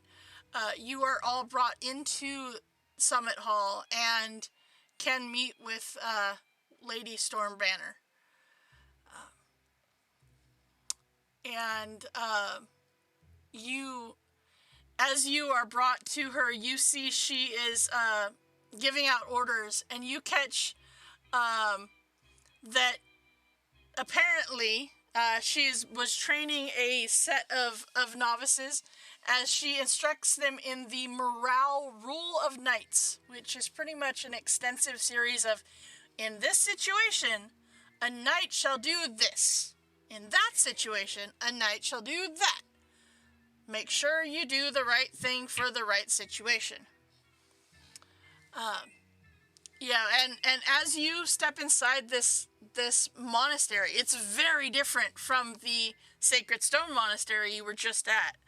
This one, very regimented, very much always ready for battle. You see a lot of them are wearing armor, fully armed, fully armored, ready. You see patrols on the fortified walls. You see inside this monastery there are gardens and stuff growing for food. Even outside of the walls of this, you do see fruit trees and other vegetables and stuff being grown outside. It seems that this monastery is pretty much self-sufficient. And as you are brought to Lady Stormbanner, she says, "Welcome. Welcome to Summit Hall. How may I be of assistance to you?"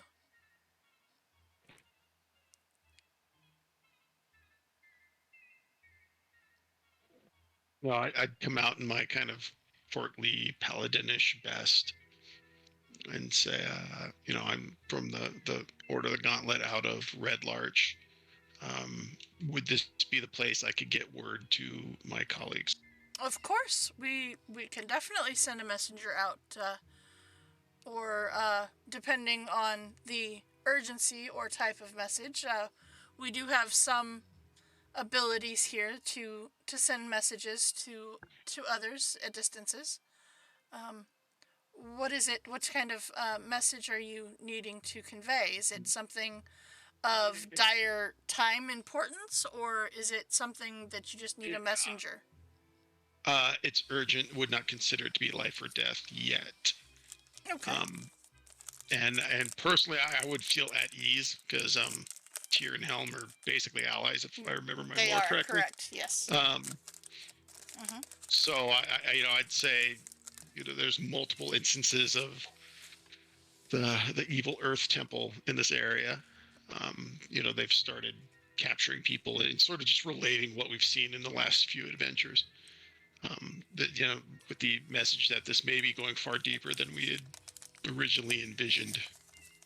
That is quite unsettling to hear that elemental cultists are this close. That I must say that is a little disconcerting. Yes.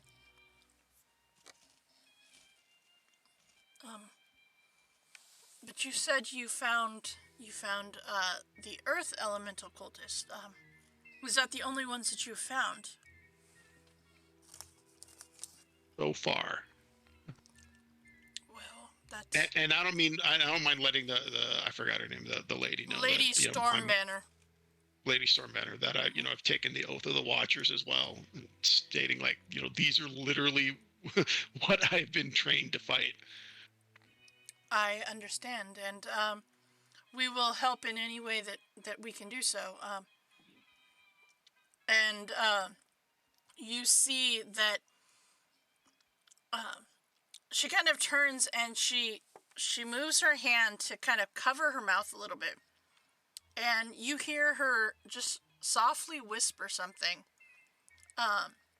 while looking at the direction of the door as you guys are within her office now. And it's very clear what she does, and you guys have been around magic users enough to realize that she just casts the message cantrip to whoever was outside the door. I mean, if someone's going to be the leader of a thing, I mean, that's a pretty good use of the message cantrip. She doesn't have to yell at whoever the person is outside the door. And all of a sudden you see there's a knock at the door, and she says enter, and you see two what very, very clearly still low level recruits of the Knight's Order, and she turns to them and she says, "The two of you are able to send messages, is that correct?" And they say, yes, ma'am. Yes, my lady, yes. And she turns to you, Andarian, and she says, "They will need to know a description of whoever you wish to send the message to. The more descriptive you can be, the more likely it will be able to get to the correct target.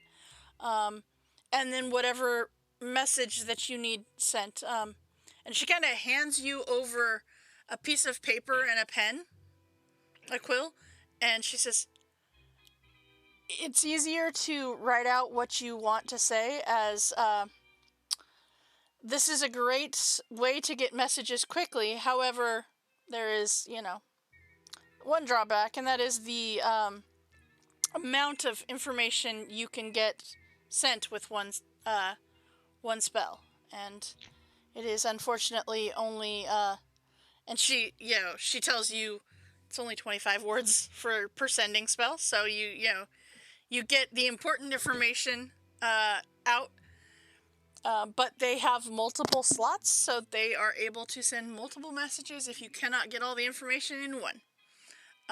Thus the reason there were multiple people brought."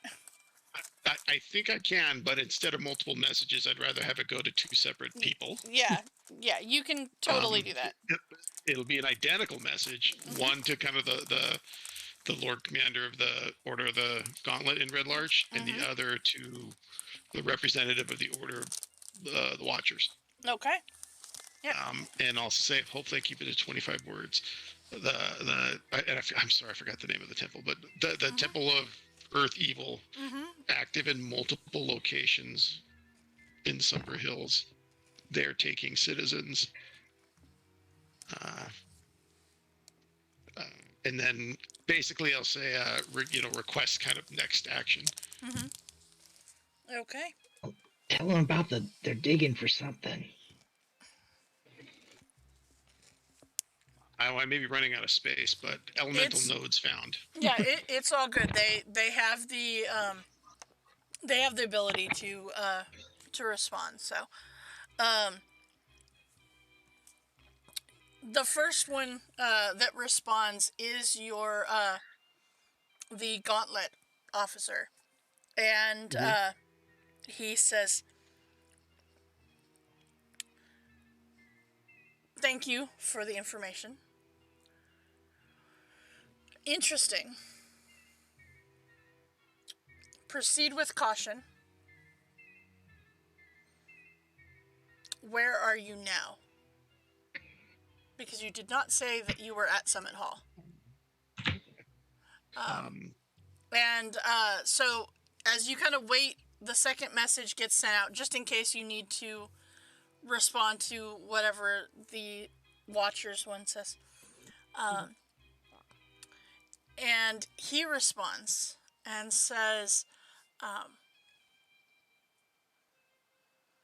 exact locations requested. We will send others to aid if necessary.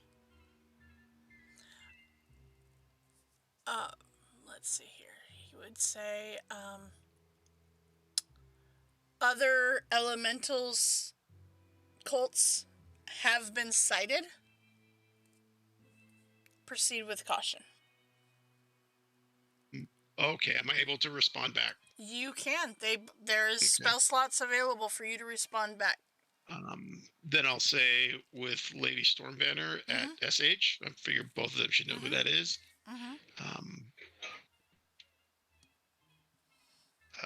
Other elemental cultists around, question mark, meaning not Earth. And then I'll put down kind of locations. It'd be, SS Monastery. Tried to make it as short as I can. Yep. Oh, I have to use initials. A word and an initial is the same thing. I learned that in some of my magic classes. I'll, spell it out.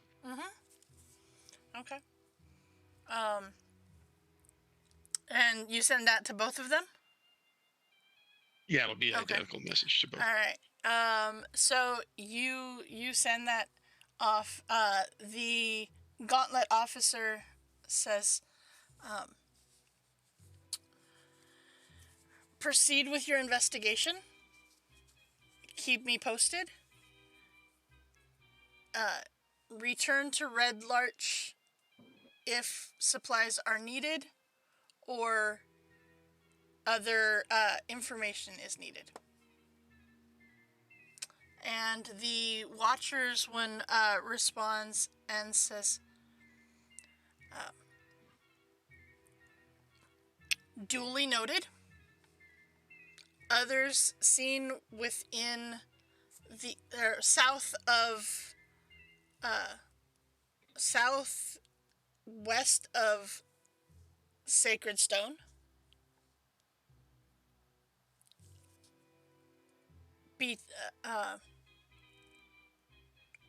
Be aware of other elementals.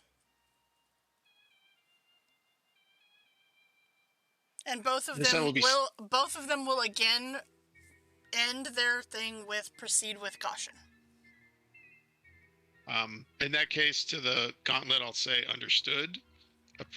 Assistance appreciated. Will stop if needed. And then to the Watchers, I'll say exact location ? Southwest of Sacred Stone Monastery. Okay. Watchers will respond unknown exact location. Multiple sightings. Okay. Multiple sightings within Sunborough Hills, actually, is what it'll say. Okay. It's still kind of a needle in the haystack, though. All right. I will basically respond back understood.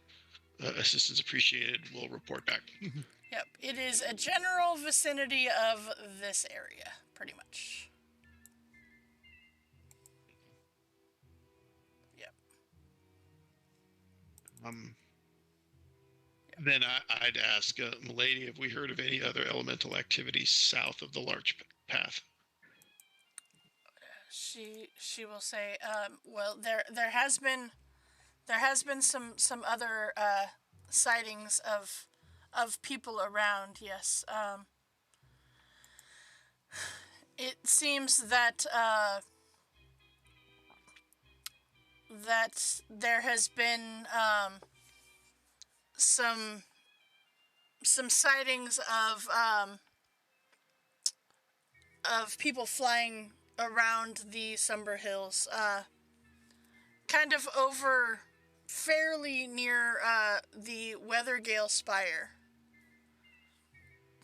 It's said that there's been some extra activity with giant vultures over there. I mean, we always have one or two of the,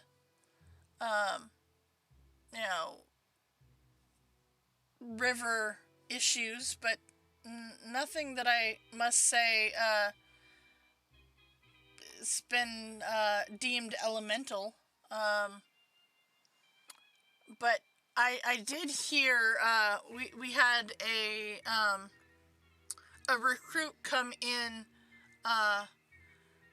then traveled kind of through the general area you're talking. He came from Red Larch across the kind of the bottom of the Somber Hills, and said that he swore he saw a dog that was made of fire.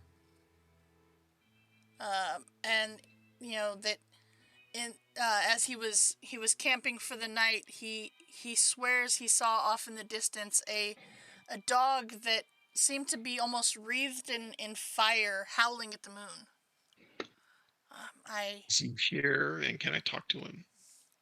He came and yeah, you can talk to him. He's out, and she kind of points out towards one of the groups of novices that are currently training out in the middle of the monastery. And what's his name? He is. Hold on one second. I gotta remember what his name was. He is. Wrong page. Not that page. His name is Uneva. Unena.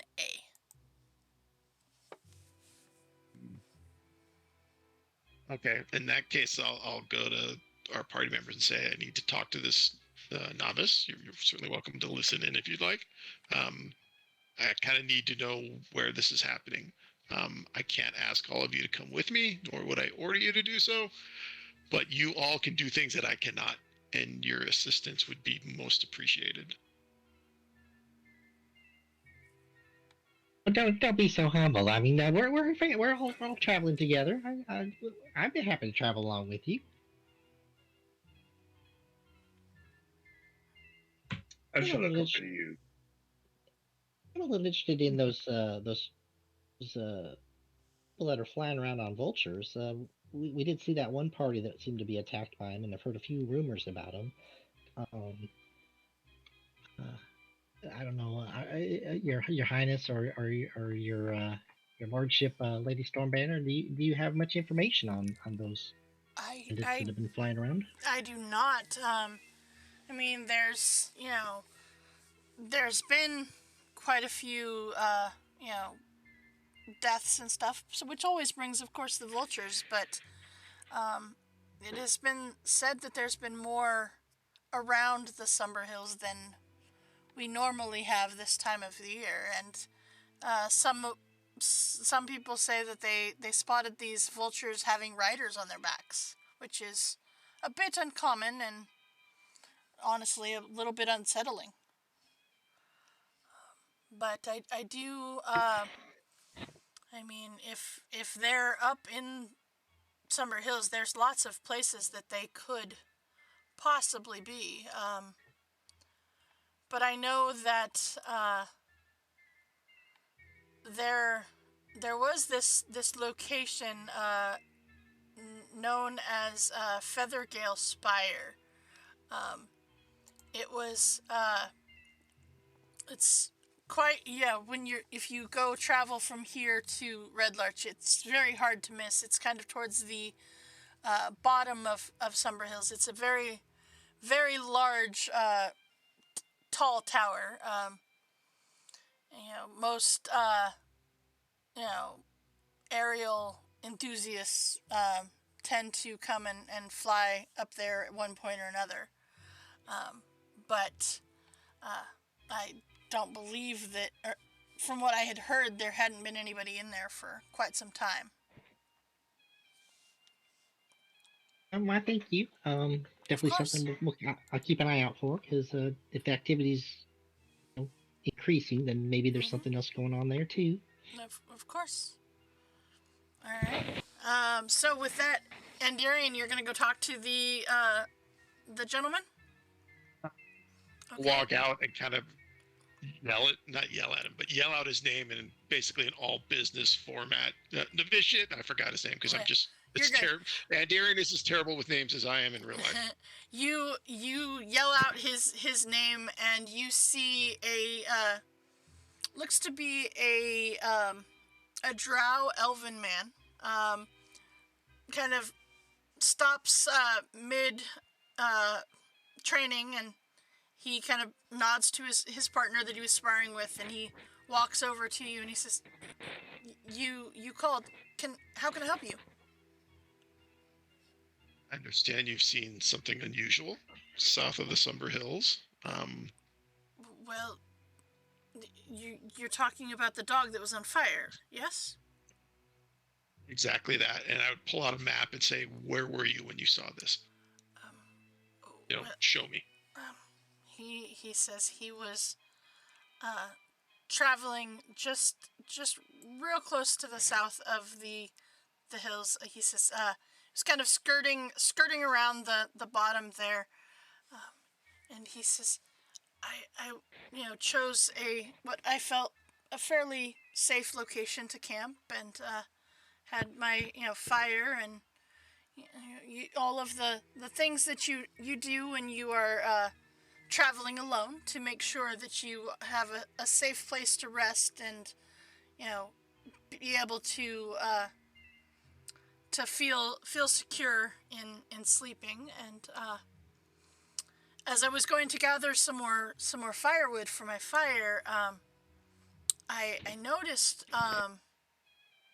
the sound of what sounded like howling, and I kind of looked over, and standing on what looked to be a boulder of some sort, not maybe I don't even know, 150 feet away or so, close enough that I could see that it was a dog, and it was just outside of my normal dark vision range, but it was wreathed in flames, and it was howling, and I saw it, and I couldn't believe my eyes. It was literally a dog on fire. It was weird, but yet also slightly majestic, if you know what I mean. Did it spot you? It did not. Okay. Thankfully, I had already removed my armor and stuff, and was getting ready to go to sleep, and so I just needed to grab a little bit of firewood to make sure the fire stayed while I slept. And so I was very quiet, and especially after I saw it, I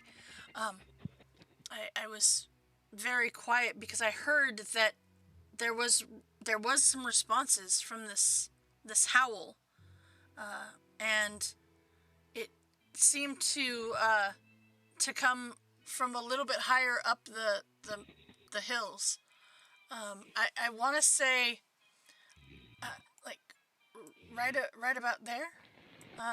It kind of seemed like it was a little bit farther up the hill than where we were, as if it was maybe I don't know, like calling for its pack, or trying to locate them, because I as I kind of stayed there and just kind of watched, as soon as the response happened, he seemed to head off that direction. So And I just have one more question for you. Do you intend to take holy vows, or are you just here for combat training? Oh no. To be kind of a man at arms. I will be taking my vows as soon as my training is done. Okay. Thank you. It has been my life's dream to be a knight here, and thankfully, I was born to be able to have that ability, as I come from a fairly, low-level nobility. But I am the third-born son, so it is my my chance to be able to take those vows, as I am not required to take over the family business.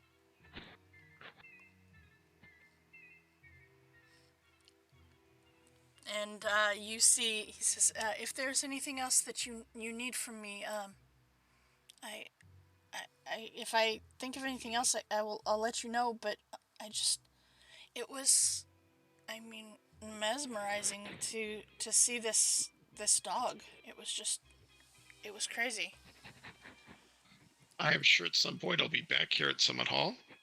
If you see me around, come and talk to me later. Okay. I will do that. Thank you. And he goes. You've been very helpful, Novitiate. And he heads back off, and you see his sparring partner totally does the. What did they want? Why did they want to talk to you? What'd you do? Are you in trouble? And you totally get that whole. Oh no, you got called to the principal's office. What did you do? Kind of situation. All right. So with that, you have learned about some dogs that were on fire. You've learned about some people that were flying and some other vultures that were more vultures around Summit Hills. You have learned that there are been more elemental sightings throughout the Somber Hills, other than just the Black Earth Cult, and that they are somewhere southeast of the Sacred Stone Monastery. Or southwest, sorry. Not southeast, southwest. I don't know if you saw in chat. Would I know what kind of paladins are being trained at Summit Hall? Yes, they are paladins of Tyr.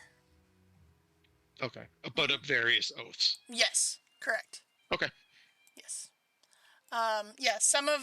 Most of them have, your standard, oaths, none of which, of course, are going to be like vengeance or whatever, but most of them are, going to be fairly straightforward paladins. Justice, righteousness, yeah, exactly.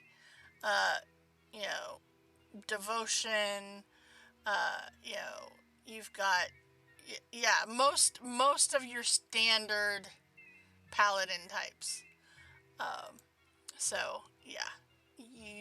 You very much, very, very clearly getting, that this is a training ground, not only, of course, for paladins, but also just for training, making sure everybody that is there is able to take care of themselves.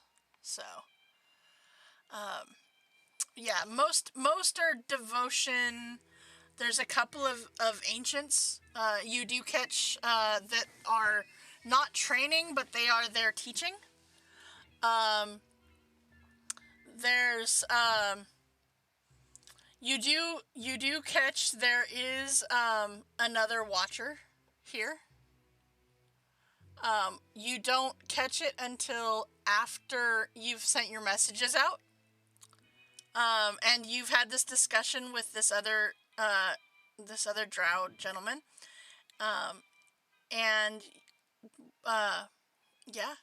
Before you guys leave, he does make contact. So, yep. Okay, excellent. When I'm back at Summit Hall, I'll want to talk to him. Mm-hmm. And in effect, sell him on the Order of Watchers. Okay. Oh, the assuming drow kid? assuming he's advanced in his ability. He's still there and is successful in his training. It's one of those that he has just gotten there, so he is just starting out his training. It has been he's been there less than a month, so yeah. He's got some years left. Okay. He does. For D&D terms, he's only level 1. It's gonna be a while before he hits level 3 and has to take his oath. Okay. Yep. Thanks, but that's why I said, please remind me of this. So the next time we're here, I will find him and start to sell him on the Watchers. And actually, before you leave Summit Hall, the other Watcher, when he comes up to you, you kind of make a comment to him about that, and he's like, "Actually, I was thinking he would make a good candidate. I'll kind of put that bug in his ear and see what I can do. Good. And that way, he's already ready when you get back. I got this." Understood. Thank you. And yeah, you see, the more you guys are here, the more you notice that these Knights of Tyr, you see a lot of the Ancients and the Watchers and there seems to be one of most of the types of Paladins here, as well as Clerics. You see there's some War Clerics that are out training the guys. You see, it seems that being kind of on the training side of this is a pretty important duty here. And before you guys, decide what you're going to do next and where you're going to head, you are put up for the night here at Summit Hall. And the lady will say, you let us know, and I will send people your way if you need them. And I'll say, I know this is a house of Tyr, but may the blessings of Helm be on you as well. And Tyr on you. And so, with that, where would you guys like to head after Summit Hall? Are you headed to try to find that flaming dog? Are you trying to find those vultures? What is the plan? Worth all of us discussing. That is the question. Oh boy, that flaming dog sounds awful intriguing to me. I've never seen one of them before, but vultures seem to be pretty pesky in this area, attacking just travelers at will. I think without a ranger or druid, a single animal may be tough for us to track. Yeah, I could agree with that. I'm inclined to think of to be with you. Let's maybe check out these attacks. Sorry, out of character. Did we find out if our delegation ever made it to Summit Hall? They did not. Did not. Oh. Dear. Nope, and you did not find more than just the one person that was part of that delegation. Alright, there's the two people that were separated from their delegation, weren't there? And then there was another person that he had no idea where she was. Was there 3 missing? Yes. I only had 2 names written down. Nope. There was the 3 people that came into the monastery. 1 you rescued, the 2 were missing, and then there was another person who he did not see being brought into the monastery. He has no idea where she is. I have the names, was it Rudorth and Tarisio? Yeah, something like that. Yep. Yeah. Yep. We didn't get a name of the third one. No name for the third one. Let me see if I can... The third one wasn't the gnome that we just saw get sucked into a rock. It was not. No. No, I was trying to keep track of that. I'm like, I don't recall any gnomes. There was a dwarf and a moon elf. No, the gnome was not part of that. Nope. No, he was a whole nother party. Alright, let's see here. Secret Stone Monastery. Let's see here. I got a scroll to find the people that you rescued. Could they make any harder names to try and spell and I mean, to quote Anna, fantasy names are bullshit. Right? Yeah. It's like a challenge. Let's make a book and put characters in it that nobody can pronounce. Here's the thing. And Tor can attest to this. One of the hardest things that I have is names. Is pronouncing words that I have no idea how to pronounce. And so I'm like, okay. The fantasy nonsense pronunciations don't always help you. Mm-hmm. Right. So yes, that is a problem. Okay. Let's see here. Okay. The other delegate is Desenia. Deseyna. Seyna. Okay. Yeah. That is the one that you have no idea where she is. He had no idea. The other two were brought into the monastery with the guy you rescued. Okay. They were those two names. Yep. Yeah. And you rescued. All right. And Brulenthendar, I think. Yes. Something like that. And you rescued him. Yep. Yeah. So that is what. Yeah. That was the delegation. So the Earth cultists ambushed the delegation south of Bellard, slaying most of their guards.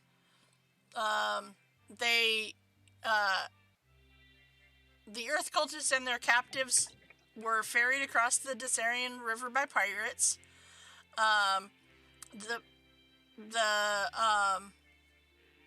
Then they were ambushed by bandits flying on giant vultures, somewhere in the Somber Hills. The bandits captured the delegate female, and then the guys were all taken by the Earth Elemental cultists to the monastery. So he just knows that she was captured by the people on vultures. Thenia was. Okay. Uh-huh. Yep. So, yeah. That is the delegation. Yep. After we freed them, they didn't make it to Summit Hall. Oh, the one guy, they were not there yet, no. Okay, all right. Mm-hmm. No, he had a big group of people with him, so you're not quite sure where he went after they left there.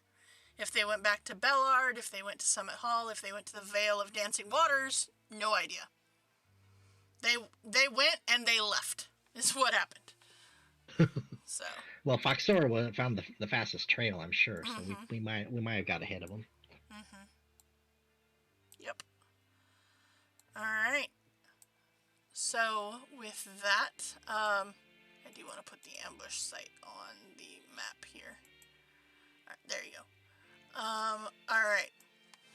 So with that, you guys are gonna head out to where? Are you going after the? Are you going after the? Whatchamacallit? Vultures, I think. Vultures? The vultures, I think. Yeah, like southwest, I guess. Something spire. Okay. All right. Oh, the Feathergale spire? Uh-huh. Okay. Going to the spire. All right. You do get a little bit of information about that before you guys leave. She tells you it is on the, southern end. It is right there. It is very easy to spot. It is a very large spire. And you should be able to see it fairly easy. As you get close to it, it is quite large. Yes. And would it be any bother if we maybe took some rations from the summit hall for our journey? Oh, most definitely. They get you fully stocked for your journey. You actually, along with your rations, you get some fresh fruits and vegetables. You are good to go for that travel across. So, all right. Well, it is as you guys start traveling across that we are actually going to call it just a little bit early because we're going. It's a logical spot. Yeah, it's a very logical spot as you head from Summit Hall to Feathergale Spire. Did we get to level 4, or is that you are upcoming? Getting to level 4 right now, as a matter of fact. Yep. Very nice. Very nice. Oh, lovely. Yep. I have kind of a question for the audience. If you've chosen a feat, have you chosen one that's less than optimal for your class because it fits kind of your what you had in mind for the character? For sure, I've done that with some characters. Yeah, I do that more often than not. It's true. Steve does that more often than not. I mean, I did the same with Sala on Tuesdays because usually druids aren't telepaths, but I'm probably going to take then the Sentinel feat because it just makes sense. It does I do make that sense. a lot. Yeah. I mean, for a paladin, a Sentinel feat's natural. Quite honestly, yeah. For the Watchers, I was so tempted to take Alert because I'm sick of being the last guy to fight, but I think Sentinel probably makes more sense. Okay. Yeah, but yeah. All right. Well, we are leveling up, so yeah, definitely. All right. Well, so what is that? Just out of curiosity, what does that bring to everybody at level 4 here? So we've got, let's see, we've got. Let's see here. For me, it's mainly just I'm gonna take an ASI, I believe. For me. Okay. Yeah. And that's level 4. You either get a feat or an ASI. So Steve, are you going a weird, non-optimal feat, or are you doing the ASI? Probably weird, non-optimal feat. Perfect. Okay. Yeah, I'm definitely taking Sentinel, which will be nice to if I opportunity attack somebody and hit them, they won't be able to move. Or I think the big one is if a creature within 5 feet of me attacks someone other than me, I get a melee attack on it as a reaction. Yep, it does use your reaction, which means you can only do it once per turn, but... Yep. I thought about taking a Resilient on Con, but I think I'm going to go with... I'm going to stick with ASI, though, and bump my intelligence up, I think, first. Well, there you go. All right. Any cool features that you get at level 4? Let's see here. Martial versatility. It's an optional feature, but I'm not going to... You can change your fighting style, basically. Oh, okay. And I'm not going to do that, but I have the ability to do so. It's true. Okay. Let's see here. I was advanced in wizard school, so I think I get Fireball at level 4. I'm pretty certain. Ooh. You're looking for that Fireball, aren't you? I don't get it. No. You're really looking for that Fireball. Hey, this is the first character I've ever played that actually could use a Fireball. Right. I've never played one that could cast it. Oh, I have the exact same spell slot, so it's just the feat for me. Okay. All right. Well, there you go. Let's see here. I gotta wait till 5 for that 3rd level spell, though. You do have to wait till 5 for that 3rd level spell. Let's see. I believe, if I remember correctly, depending on what Foxora takes, if she takes another level of Bard or if she takes another level of Sorcerer, will make a difference. Yeah, she's multi-class. Because she multi-class, so she doesn't get the ASI right now. So that depends on what she will do there. All right. Let's see here with... Cindy, are you still with us? I see you're logged in, but I don't know if you're falling asleep. I think she's falling asleep, yeah. Yeah, so let's see.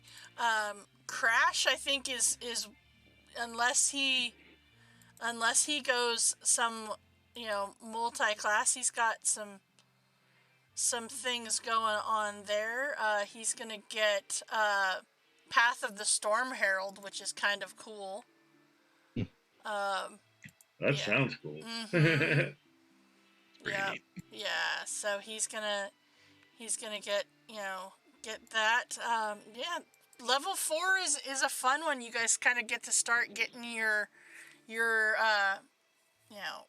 build to be whatever you want it to be. So, all right. Well, with that, then we have leveled up, and we are going to call it for the evening. Let's see. Let's get back to this page over here.